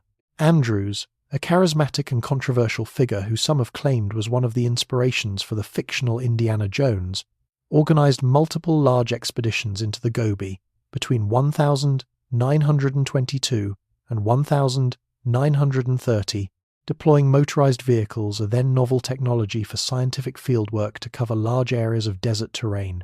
The expeditions discovered not just Velociraptor but also the first dinosaur eggs to be scientifically identified, multiple new dinosaur species, early mammal fossils, and an immense amount of geological and paleontological data about a region that had been essentially unknown to Western science. The discovery of Velociraptor mongoliensis during the 1923 expedition was not the headline find at the time that honor went to the dinosaur eggs and to Protoceratops, the ceratopsian that so abundantly filled the Djadokhta Formation.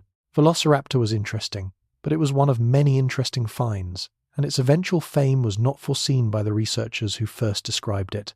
It waited for 70 years to become famous, and then it became famous for the wrong reasons. The fictional velociraptors of Jurassic Park, which bore only a loose resemblance to the real animal, and were in fact scaled up from the North American Dromaeosaurid Deinonychus, which Michael Crichton encountered in John Ostrom's papers and found more cinematically impressive. The irony is significant. The fictional velociraptors of popular culture were modelled not on Velociraptor, but on a related but distinct animal, and they were depicted without feathers at a time when the evidence for feathered dromaeosaurids was still being assembled in the literature. The real Velociraptor mongoliensis, turkey-sized and feathered and subtly different from its famous fictional counterpart in almost every important respect, has been waiting patiently in the fossil record to be seen clearly. The science has been providing the tools for that clear seeing. Year by year, specimen by specimen, analysis by analysis. The Polish-Mongolian expeditions of the 1960s and 1970s added enormously to the Velociraptor specimen record. Working under different conditions from the American expeditions with smaller budgets, more limited technology, but equally rigorous scientific standards, these teams explored portions of the Djadokhta Formation that had not been extensively collected before. The fighting dinosaurs specimen, found in 1971, was their most spectacular contribution. But they also recovered numerous other specimens that added to the understanding of Velociraptor's anatomy and diversity. Modern Mongolian paleontology has continued this work with increasing sophistication. Researchers at the Mongolian Academy of Sciences, often in collaboration with international teams, have documented new specimens, new sites, and new analyses of existing material that have significantly advanced the understanding of the Djadokhta ecosystem. The International Paleontological Project, running through the 1990s and 2000s, produced a series of publications that transformed the understanding of the Mongolian Cretaceous across many taxonomic groups. The pace of discovery has not slowed. One of the most significant developments in recent Velociraptor research has been the application of CT scanning to existing specimens. By scanning bones with high-resolution computed tomography, the same technology used in medical imaging, but calibrated for geological materials, researchers can examine internal structures that would be invisible or would be destroyed by physical preparation. The internal architecture of bone, the arrangement of pneumatic spaces, the geometry of internal surfaces, all of these can be studied in detail without damaging the specimen. For rare and precious material like Velociraptor bones, this non-destructive approach has allowed analyses that were not previously possible. CT scanning of Velociraptor skulls has confirmed and refined the understanding of the animal's neuroanatomy. The endocast revealed by CT scanning of a skull interior shows the brain's shape and proportions in detail that surface examination cannot provide. The olfactory bulbs are visibly large. The cerebellum is clearly developed. The overall brain-to-body ratio, which can be calculated from the endocast volume and the estimated body mass, confirms the elevated encephalization quotient that earlier researchers estimated from cruder measurements. The CT data are, in a real sense, the clearest picture we have of what went on inside the skulls of these animals. Stable isotope analysis of Velociraptor teeth has provided dietary information. The ratios of different carbon and nitrogen isotopes preserved in enamel reflect the diet of the animal during the period when the enamel was forming. For Velociraptor, isotope analyses have confirmed a predominantly carnivorous diet, as expected, with values consistent with consuming prey from multiple trophic levels, both primary consumers, herbivores, and secondary consumers, the lizards and small theropods that themselves ate herbivores, insects. This is consistent with the generalist predator lifestyle inferred from the broader evidence. Here is a detail from recent research that carries a particular poignancy. Analysis of bone microstructure in Velociraptor specimens has found evidence of rapid growth in juveniles, with growth rates slowing significantly as the animals approached adult size. This pattern, fast early growth followed by slower growth toward adult size, is similar to the growth pattern of modern birds, and quite different from the slow, continuous growth of modern reptiles. It suggests that young velociraptors were vulnerable and grew as rapidly as their physiology allowed to reach the size at which they could more effectively defend themselves and hunt. The early months and years of life were the most dangerous, the period when the filter of natural selection was most actively operating. Those juveniles who survived to adulthood carried with them the learned knowledge of a landscape that had tested them from their earliest days. The adults in the hollow, if the three animals are adults, which their size suggests, have already run that gauntlet. They have survived the vulnerability of youth, learned the territory, established or joined a social group, and arrived at the relatively more stable position of experienced adults in a known landscape. The safety they represent to each other is not just the immediate safety of company in the dark. It is the accumulated safety of shared survival across the years of experience that brought them to this hollow. The morning has reached its peak and is beginning its decline toward afternoon. The pack has moved through a good portion of their territory's northern sector, making the observations and small kills that constitute a productive morning. The large animal is leading the descent back toward the lower floodplain, where the shade of the larger ferns offers relief from the building heat. The others follow in the loose, flexible formation of the day's circuit. What is the meaning of all of this? It is a question that only an animal capable of asking it would pose, and the asking of it changes the relationship to the answer. These three animals do not wonder about the meaning of their lives. They live them, fully, in the specific and unrepeatable form that 75 million years of evolution produced. The meaning, to the extent that the word applies, is in the living itself, in the morning patrol and the careful hunt and the midday shade and the evening return and the long rest in the hollow with the others. For us, those of us who can ask the question, who live in the long future world that these animals could not have imagined, the meaning is something we bring to the encounter, not something we extract from it. We look at the fossil record of the Djadokhta Formation and we see not just bones and traces but the evidence of lives, specific, individual, social lives, conducted in a world that was as real and as present to its inhabitants as our own world is to us. The brachiopods and the tracks and the teeth and the fighting dinosaur specimen and the quill knobs on the ulna, all of these are the physical residue of living, not the living itself, but they are enough. They are enough to build a picture that, held in the dark of a room at the end of a long day, across the distance of 75 million years, can briefly make the past feel as present as the future. The hollow with the sandstone, the three animals breathing, the stars above them in the ancient sky, the world going on in every direction, rich and alive and indifferent to its own richness, just doing what the world does, living, dying, leaving traces.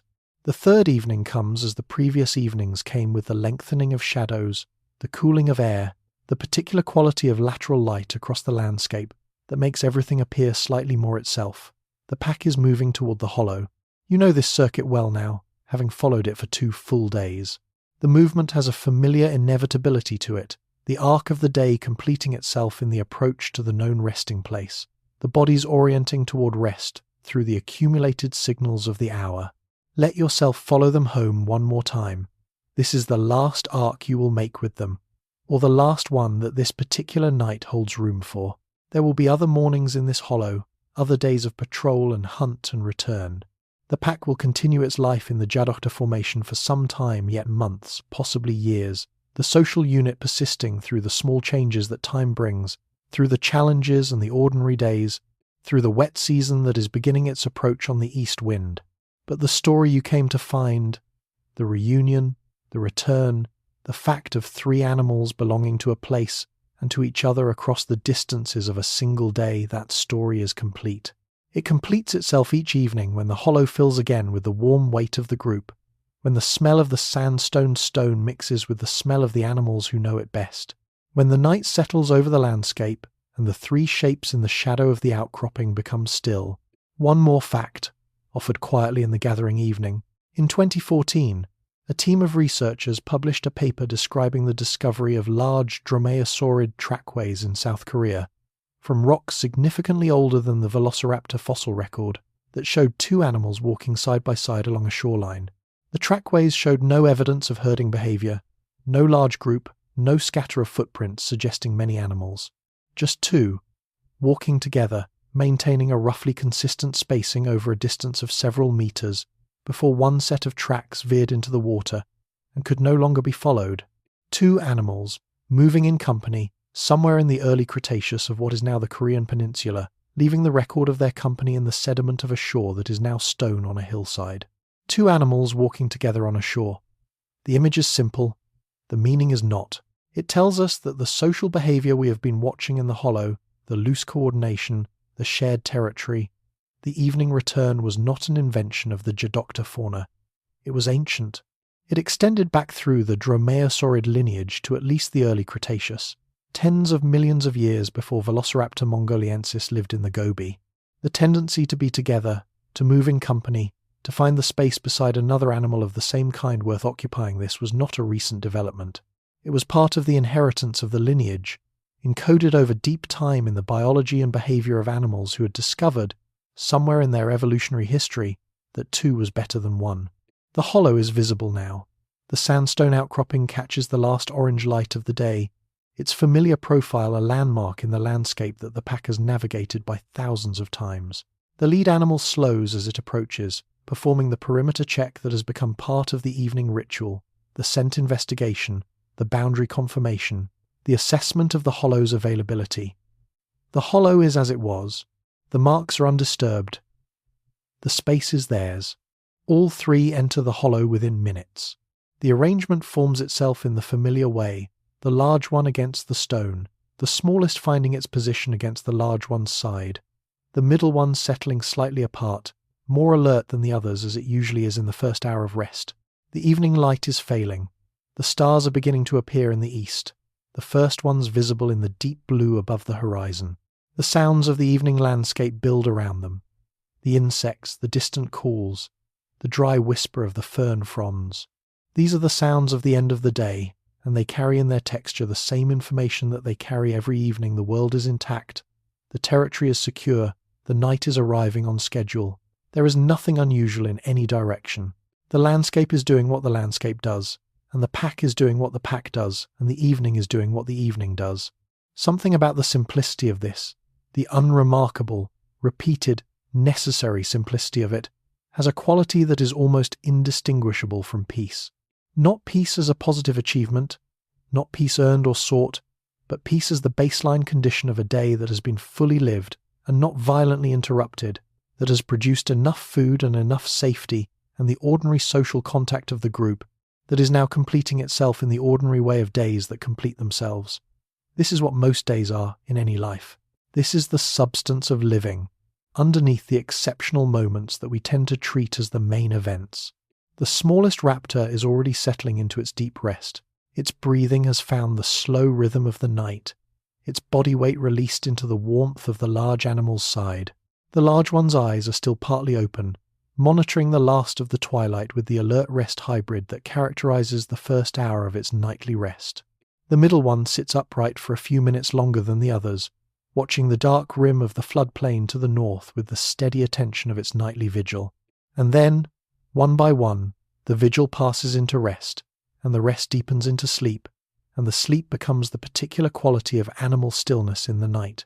3 bodies warm in the cool air, 3 sets of lungs breathing in the slow rhythm of unconsciousness, 3 nervous systems doing the invisible work of sleep in the ancient neurological way that vertebrates have been doing it for hundreds of millions of years.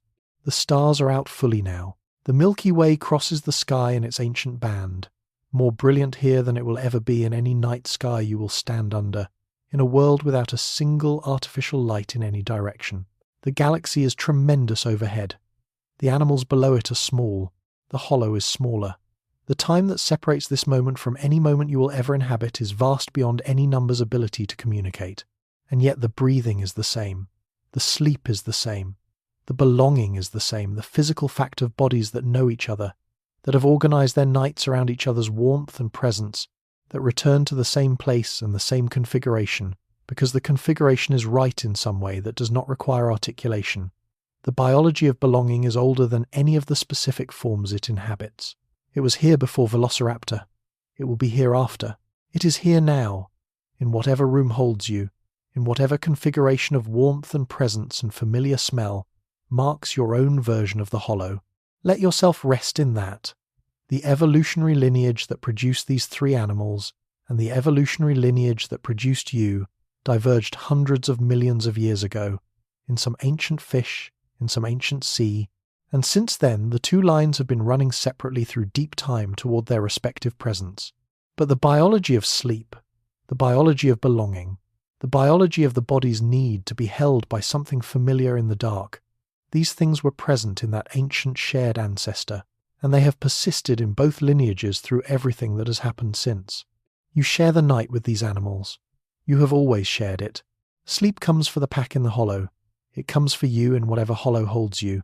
The deep time between you is real and vast, and it does not, in this particular moment, in the fact of this shared biological night, feel like distance at all. The night is fully established around the hollow, the stars overhead brilliant in the darkness that has no competition from any human light. The three animals breathe in the quiet of their rest, and across the vast distance of time that separates this moment from your own, there is a thread thinner than any fibre, stronger than any metal connecting the biology of these sleeping animals to the biology of everything that will come after them. Let's follow that thread for a while, gently, in the way that the night invites following something without hurry. The connection between Velociraptor and modern birds is not metaphorical. It is specific, physical, written in bone and feather, and the shared architecture of the theropod body plan. When researchers study the ontogeny of modern birds, the developmental sequence from embryo to adult, they find that bird embryos pass through developmental stages that briefly recapitulate features of their non-avian ancestors. The early limb buds of bird embryos express genes that, in non-avian theropods, produced clawed forelimbs before those claws were suppressed by later developmental signals. The embryonic skeleton of a chicken at certain developmental stages is more similar to a small theropod than to an adult chicken. This is a window into the evolutionary history that the adult form has largely hidden. The bird does not look like a dinosaur. A modern bird's body plan is the product of 200 million years of modification from the ancestral archosaur form, and the modifications are pervasive and significant. But the embryo, following the ancient developmental instructions before later modifications override them, briefly shows its ancestry. The developmental genetics of birds are, in this sense, a compressed record of their evolutionary past. Velociraptor mongoliensis occupied a position in the evolutionary tree of theropod dinosaurs that was sister to the avian lineage closely related to the ancestors of birds, sharing a more recent common ancestor with them than with most other theropod groups, but not itself in the lineage that led to modern birds.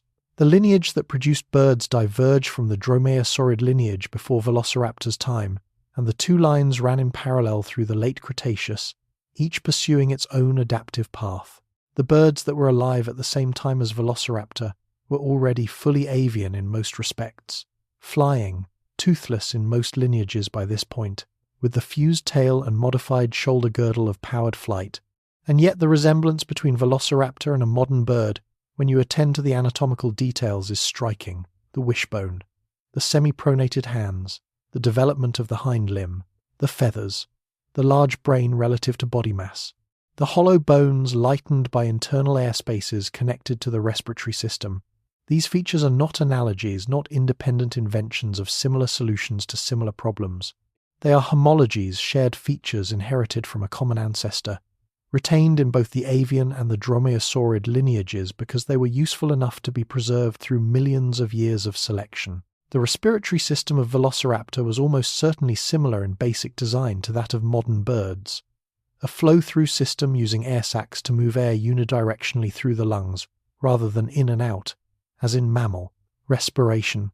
This system is more efficient than the mammalian bidirectional design, especially at high metabolic rates, and its presence in dromaeosaurids is supported by evidence of pneumatized vertebrae and other skeletal features associated with the air sac system.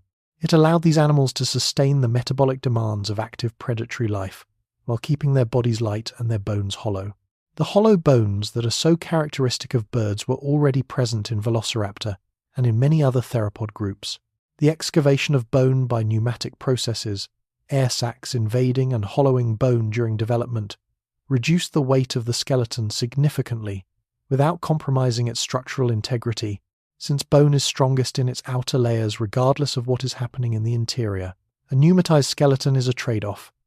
Less bone, less weight, but also less calcium reserve for the body to draw on in times of nutritional stress.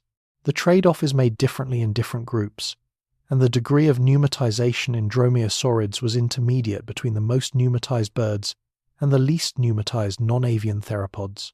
One of the most recent and exciting areas of research in theropod paleontology is the study of growth rates using bone histology, the microscopic examination of bone cross-sections to identify growth rings and growth rate, indicators. In living animals, bone microstructure reflects growth rate in ways that can be read from thin sections of bone. Fast-growing animals lay down bone in a particular way, slow-growing animals in another. For Velociraptor, histological studies of adult specimens have suggested that growth slowed dramatically. Once adult size was reached, the animals were probably living as adults for years, not months, once they finished growing. Estimates of maximum lifespan for dromaeosaurids in the relevant size class suggest animals that may have lived for several decades under favourable conditions. Several decades. If the large animal in the hollow tonight is, say, 10 years old, not implausible for an animal of its kind in good health in a productive territory, then it has been alive for 10 years of late Cretaceous time, navigating 75 million years ago, and functioning so well that it became the largest animal in a social group with a stable, well-established territory. That decade of survival represents countless individual hunts and rests and social interactions, the accumulated experience of a world that this animal has come to know with great intimacy. It is not a brief insect-like life. It is a life with depth and history. The middle animal, slightly younger perhaps, has its own history of survival and social learning. The smallest, which may be the youngest of the three, has nonetheless survived the most dangerous period of dromaeosaurid life, the juvenile years of high vulnerability, and arrived at its current position in the group with capabilities and knowledge that will continue to develop. The three individuals represent three different histories of negotiating the same world, and the social bond between them is the product of those histories intersecting and integrating over time. Here is a fact that connects the deep biology of these animals to you, specifically, right now, in whatever position your body is in as you listen. The neurotransmitters that regulate your body's transition into sleep are ancient. Serotonin, which modulates mood and the sleep-wake transition, is present across vertebrates from fish to humans. GABA, which mediates the inhibitory signals that quiet neural activity during sleep onset, is ancient beyond vertebrates, present in all animals with nervous systems. The melatonin that your pineal gland produces in response to darkness, signaling the onset of your biological night, is produced by the same type of cells in Velociraptor's pineal organ, responding to the same darkness, triggering the same cascade of physiological events. Your sleep tonight is chemically related to their sleep 75 million years ago. This is not a metaphor, it is biochemistry. The evolutionary conservation of sleep-regulating systems across such enormous spans of time and such different lineages tells us something important. Sleep is not dispensable. Whatever function it serves, it has been important enough to maintain its core mechanisms through hundreds of millions of years of evolution in multiple independent lineages. The precise functions of sleep memory consolidation, synaptic homeostasis, cellular repair, immune modulation are still being actively researched in modern neuroscience. But the fact of sleep and the systems that govern it are as ancient and as conserved as almost anything in vertebrate biology. The three animals in the hollow are doing something that you are preparing to do. They are giving themselves over to the ancient biological process of rest, allowing the sophisticated, expensive machinery of active life to step back and let the quieter, more fundamental machinery of maintenance take over. They will wake tomorrow as you will wake tomorrow, slightly different for the night's work, their brains having processed and organized the day's experience, their bodies having repaired the minor damages of active living, their immune systems having performed the maintenance that is most efficient in the reduced metabolic demands of sleep. The night is well advanced now. The stars overhead have tracked their slow arc across the sky, the rotation of the Earth moving the constellations from east to west in their patient, uninterrupted procession. The animals in the hollow are in their deepest rest of the night. The middle animal has finally joined the others in deep sleep, its vigil ended, the distributed watch replaced by the simple trust of the sleeping group. 3 animals breathing, the hollow holding them. Somewhere in the territory to the north, a large animal, probably a protoceratops, probably an adult, moves through the dark floodplain with the slow, heavy deliberation of a large herbivore that has no particular reason to hurry. It does not know about the hollow. It does not know about the pack. It is simply present in the same landscape, navigating the same night, the same world. The ecosystems of the Late Cretaceous were full of these parallel presences, animals living out their different lives in the same shared space, mostly unaware of each other, occasionally intersecting in the particular and often violent way that predator-prey ecology demands, but mostly simply coexisting in the dense, complicated texture of a living world. The ferns move in a slight breeze that has come up from the south. The hollow is sheltered from it, the sandstone deflecting the air above and around the depression, preserving the warmth of the sleeping animals. The night sounds continue their layered symphony, the insects, the occasional distant call, the soft compression of the ground as the large herbivore passes somewhere to the north, its footfalls transmitted as vibration through the substrate in a way that, in the middle of the day, would be detectable to the raptor's sensitive feet. But in sleep, the threshold for response is higher. The vibration passes unregistered. The large animal moves on into the north without disturbing the hollow's occupants. The night continues its business without them. This is the democracy of sleep. Every animal that sleeps is, for the duration of its sleep, reduced to the same fundamental condition. Unconscious, maintained, trusting the world to continue without demanding their attention. The protoceratops sleeps somewhere on the floodplain, in its own configuration of bodies and warmth. The lizards sleep in their rock crevices. The small mammals sleep in their burrows. The birds sleep in whatever crevice or perch serves as their hollow. And the 3 raptors sleep in theirs. The world is a sleeping world for these hours. And all the sleeping things in it are, for this duration, participating in the same ancient biological act, the same gift that evolution has been giving to vertebrates since the earliest fishes, the gift of the night set apart for the body's own work, the gift of unconsciousness in the midst of a world that requires, in the waking hours, such complete and demanding attention. Let yourself receive that gift now. The night is here. The world is continuing. The 3 animals in their hollow are asleep, and their sleep is real, and their world is real, and the distance between their night and yours is vast and irrelevant to the fact that you are doing, right now, what they are doing, resting, releasing, letting the body do what it knows how to do when the day is done. The biology is ancient. The night is the same. Sleep is waiting, as it always waits, just below the surface of wherever you are right now.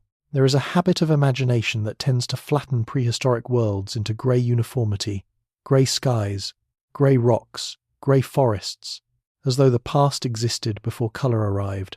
But the Late Cretaceous was not grey. It was vivid in ways that we are only beginning to quantify through the analysis of fossil pigments, and it was loud in ways that the rocks can only hint at, and it was as saturated with the particular quality of the present moment as any world that has ever existed. The sky above the hollow right now, this Cretaceous sky, is extraordinary. On a clear night in the Djadokhta Formation, with no artificial light anywhere in any direction, the Milky Way would have been visible as a broad, luminous band crossing from horizon to horizon.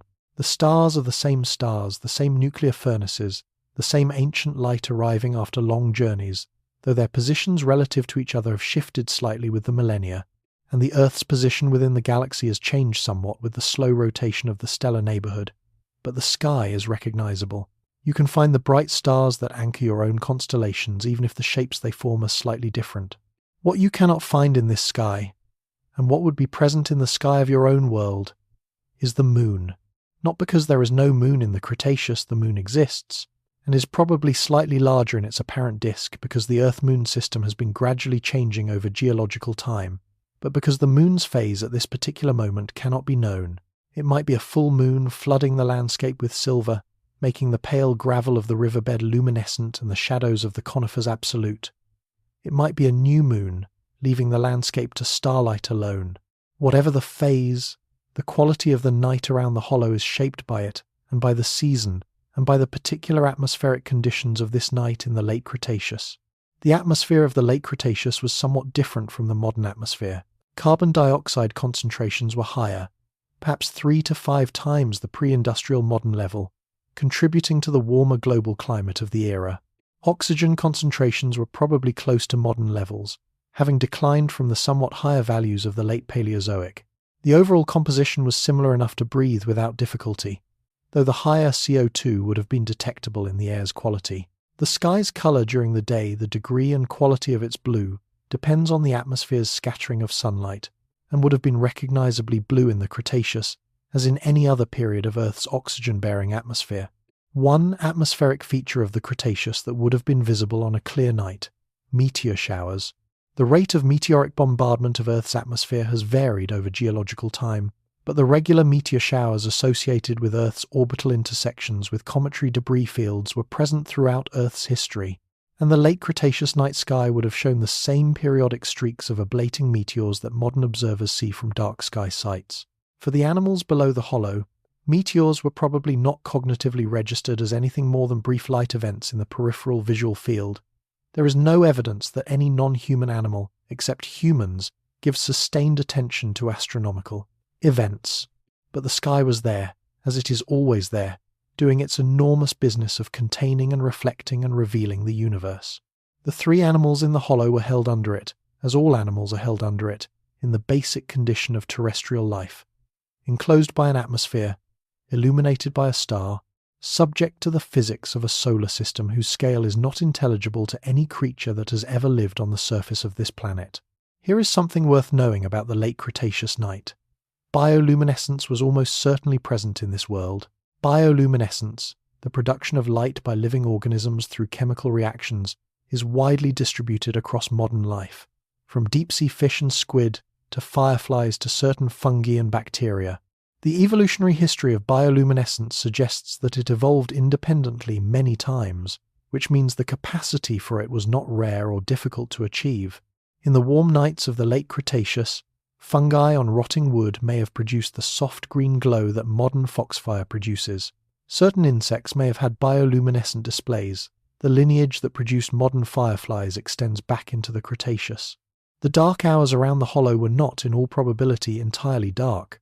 The biological richness of the night in the Cretaceous extended in all directions and at all scales. In the soil beneath the pack's hollow, organisms that had existed for hundreds of millions of years before these animals were born were performing their ancient chemical work, breaking down organic matter, cycling nitrogen, building the complex soil community that made plant life possible above them. In the air, night-flying insects pursued their various purposes: feeding, mating, navigating by chemical signals and acoustic cues. In the distance, nocturnal mammals moved through their underground networks and surface runs, carrying out the urgent business of survival in a world that would, eventually, be theirs. This ecological richness is worth dwelling on because it provides the context within which the pack's existence had meaning. Velociraptor was not an isolated phenomenon. It was one node in a network of extraordinary complexity, a predator in a predator-prey web that included dozens of species at multiple trophic levels, all of them connected by the flow of energy from the sun, through plants, through herbivores, through predators, and back to the soil, through decomposers. Remove any node from that network and the effects ripple outward through the connections. Add a new node as new species were constantly being added through evolution, and the network reconfigures to accommodate it.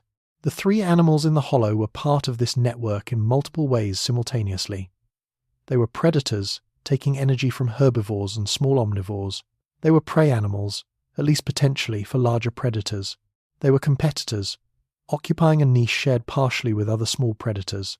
They were territorial managers, maintaining a pattern of space use that affected the distribution of other species in their range. They were scent producers, their chemical signals adding to the information environment of the landscape. They were in the deepest and most fundamental sense participants, woven into the fabric of the world in ways that extended far beyond what they could have known or attended to. The night progresses through its hours, the stars tracking their patient arcs. The animals in the hollow breathe their slow, maintained breaths. The world around them is alive in every direction and at every scale, from the microbial to the continental, from the fleeting wing beat of a night insect to the slow drift of the tectonic plate beneath their feet. The specific life of this hollow, these three animals, this particular night it is nested within all of that enormity, connected to it in ways that neither the animals nor the enormity are aware of, but that are real nonetheless. You are also nested within enormity. The world you inhabit is as alive in every direction and at every scale as the world of the hollow. The connections that bind you to the rest of life are as real as the connections that bound these animals, different in their specific form, contemporary rather than ancient, but analogous in their structure. You are a node in a network. You are a participant in a world. The night that holds you is the same night, in the deep sense that matters most. The darkness between star and ground, between day and day, between the waking that was and the waking that will come. Let the enormity recede now, gently, the way all enormous things recede when the body needs to rest. The network is vast, but it does not require your attention right now. The world is managing its affairs without you, as it always does when you sleep. The stars are there whether you watch them or not. The three animals in the hollow are there whether you imagine them or not. The connections that hold everything together are working whether anyone attends to them or not. What is required of you right now is smaller and simpler than any of that. Just this: the breath, the body on its surface, the darkness around you, familiar and inhabited.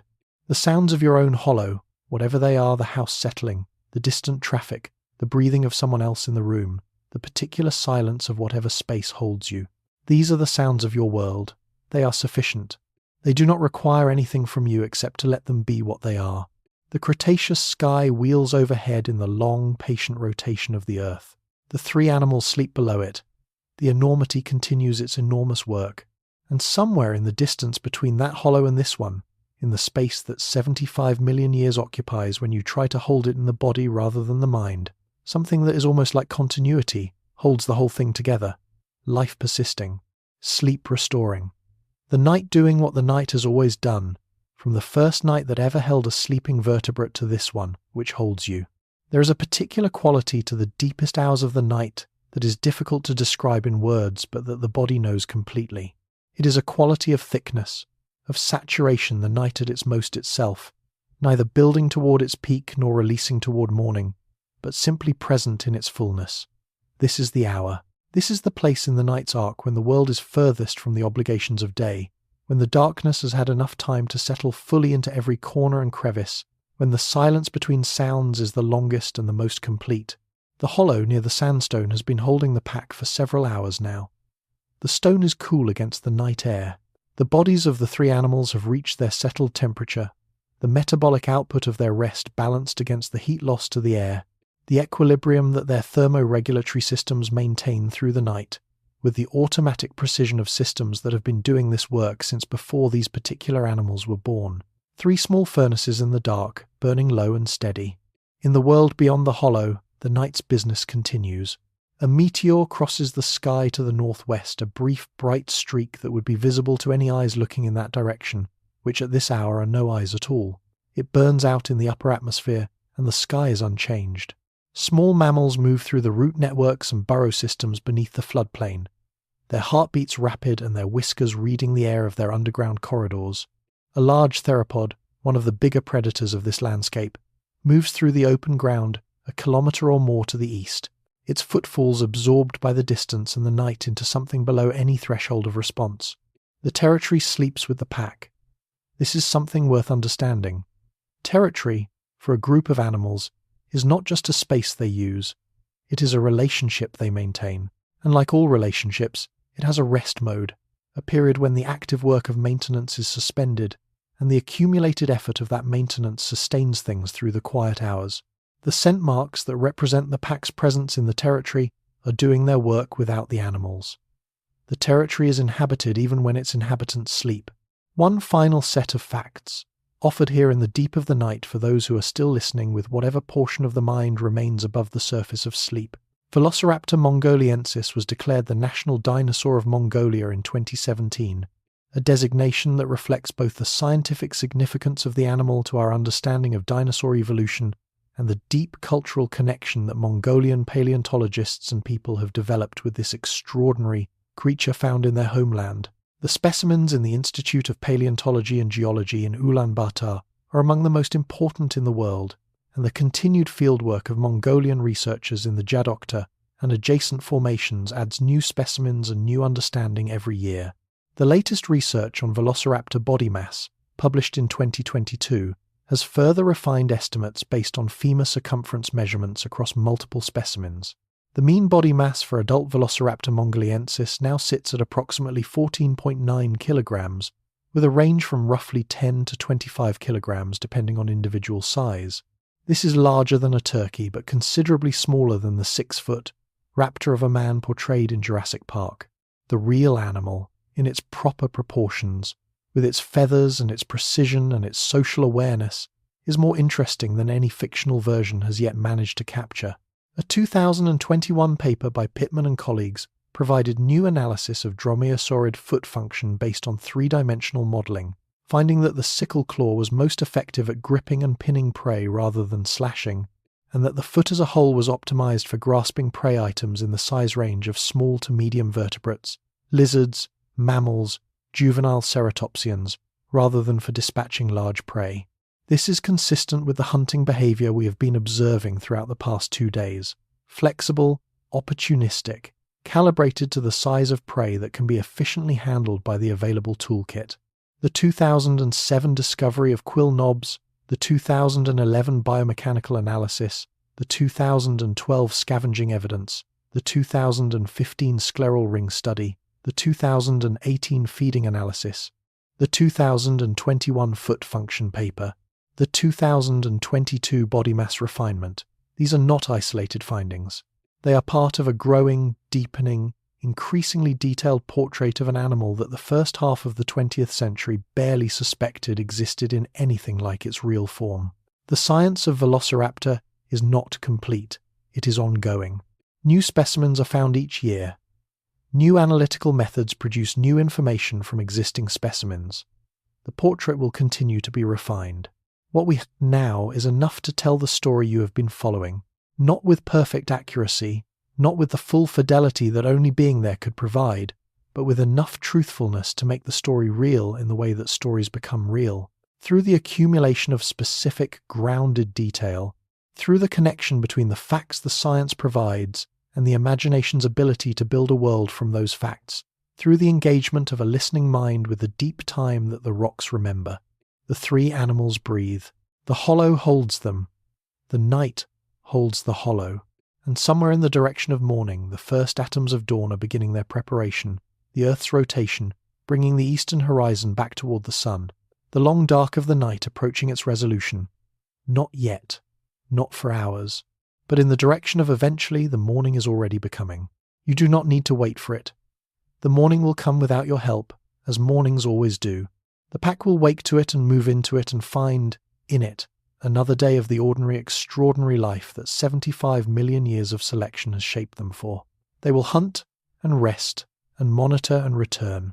They will maintain the social fabric of the group through the small, consistent transactions of proximity and recognition and shared territory. They will exist in the specific, unrepeatable form that this moment in the history of life on Earth has produced for however long they are given to exist. And then, eventually though, the word eventually reaches across too much time to hold comfortably, they will be gone. Not immediately, not in any moment you can point to as the last.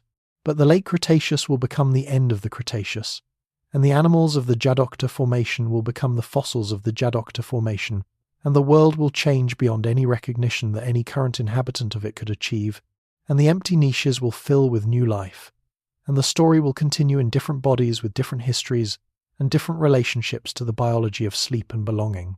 But the biology itself will continue, the sleep will continue, the belonging will continue. Because these are not accidents of one lineage or one era. They are solutions that life found, early and thoroughly, to the fundamental problems of vertebrate existence, and they have been retained ever since because they work. They worked in the first fish that rested in the Devonian Sea. They worked in the synapsids that filled the Permian before the mass extinction cleared the decks. They worked in the mammals that emerged from the shadow of the dinosaurs in the Mesozoic. They work in you, tonight, in whatever room you're in, whatever position your body has found for the night. The night is doing its work. You can release yourself into it completely.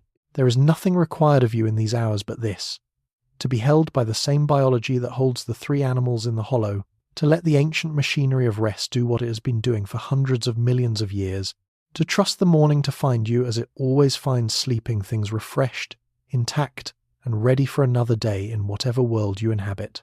The pack breathes. The hollow holds. The night deepens toward the last of its full darkness before the pre-dawn begins its slow, inevitable approach. And you, who have followed three animals through the days and nights of their late Cretaceous lives, who have sat at the edge of their hollow and learned something of their world, I can now let that world recede gently into the background of the night, where it will wait for you patient, specific, real, whenever you want to return to it. Rest now. The story is held in the rocks, as it has been for 75 million years. It will keep. Thank you so much for watching. If you would like to see more videos like this, please consider leaving a like and subscribing to the channel. It really helps us continue making more content. Anyways, see you in the next one. But for now, let the story settle. Let the hollow hold you the way it holds them. Let the stars above the sandstone be whatever stars are above you tonight, and let the distance between those stars and these be something you are not required to calculate or understand. Just feel it. The distance. The time. The fact that across all of that distance and all of that time, something in the image of three animals resting together in the dark is immediately, physically recognizable to you. It means something. It does not need to be explained. The pack is settled. They will rest through the long hours before dawn. The smallest pressed into the warmth of the largest. The middle ones slightly apart but close. All three breathing. All three held by the stone and the night, and the accumulated weight of a day well lived in a world that asked everything of them, and gave them, in return, exactly this. Let your own body settle now. Feel the weight of it against whatever surface holds you. Feel the quality of the air around you, warm or cool, still or moving. Notice the sounds in your own darkness, the sounds of your own hollow, your own familiar place. They are different from the sounds of the Djadokhta Formation. They are your sounds, your world, and they are held by the same night that holds every world, every hollow, every sleeping thing that has ever existed. Breathe in, breathe out. The rhythm is ancient. The body knows it without being told. In every cell of you, the biological machinery of rest is doing what it has done every night of your life, the proteins cycling, the circuits quieting, the experience of the day beginning its slow integration into the substance of who you are. You are made of the same evolutionary history as the animals in this story. Not directly, the lineages diverged long before Velociraptor existed. But you and those animals share a common ancestor, somewhere deep in the Paleozoic, and from that shared ancestry came the vertebrate body plan, the vertebrate brain, the vertebrate capacity for sleep. The night is something you have in common with them. The rest is something you share. Let the hollow receive you. Let the sandstone be whatever holds you, mattress or cushion or the familiar weight of the room around you. Let the three animals breathe in the darkness of 75 million years ago, while you breathe in the darkness of right now. The breaths are different, the darkness is the same. Somewhere in the Gobi, the stones are patient. They hold the pressed marks of feet that walked this ground when the world was entirely different and entirely alive. They have been holding those marks for 75 million years without effort. They will hold them for millions more. The time is so vast that it becomes, in the end, a kind of quiet, the same quiet that holds the hollow, the same quiet that holds this moment. Let yourself go into it. The story has been told. The pack is home. The night is complete in its way. As every night is complete a full dark interval between the days, neither less nor more than what it is, sufficient in its own terms. Rest now. The world is continuing without requiring anything of you. The deep time is continuing without requiring anything of you. You are held by all of it, by the night, by the stone, by the ancient circadian chemistry that knows, even if you have forgotten, that this is exactly the right hour for exactly this. Sleep. The morning will come. It always does. It came for the pack in the hollow 75 million times before this night each morning, following each night in the relentless patient procession that is the turning of the earth. Each morning found them rested and alive and ready for whatever the day held. The morning that comes for you will find you the same way, rested, alive, whatever the day requires. But that is morning, and this is night, and the night is asking only one thing of you right now: rest, fully, without reservation. Let the body do what the body knows how to do when the day is truly over and the night is truly here. The ancient machinery is waiting. It has been waiting for you every night of your life, patient and ready, designed by hundreds of millions of years of evolution to restore you completely when you give it the chance. The pack gives it the chance every night. They have no reason to do otherwise. The night is safe. The hollow is known.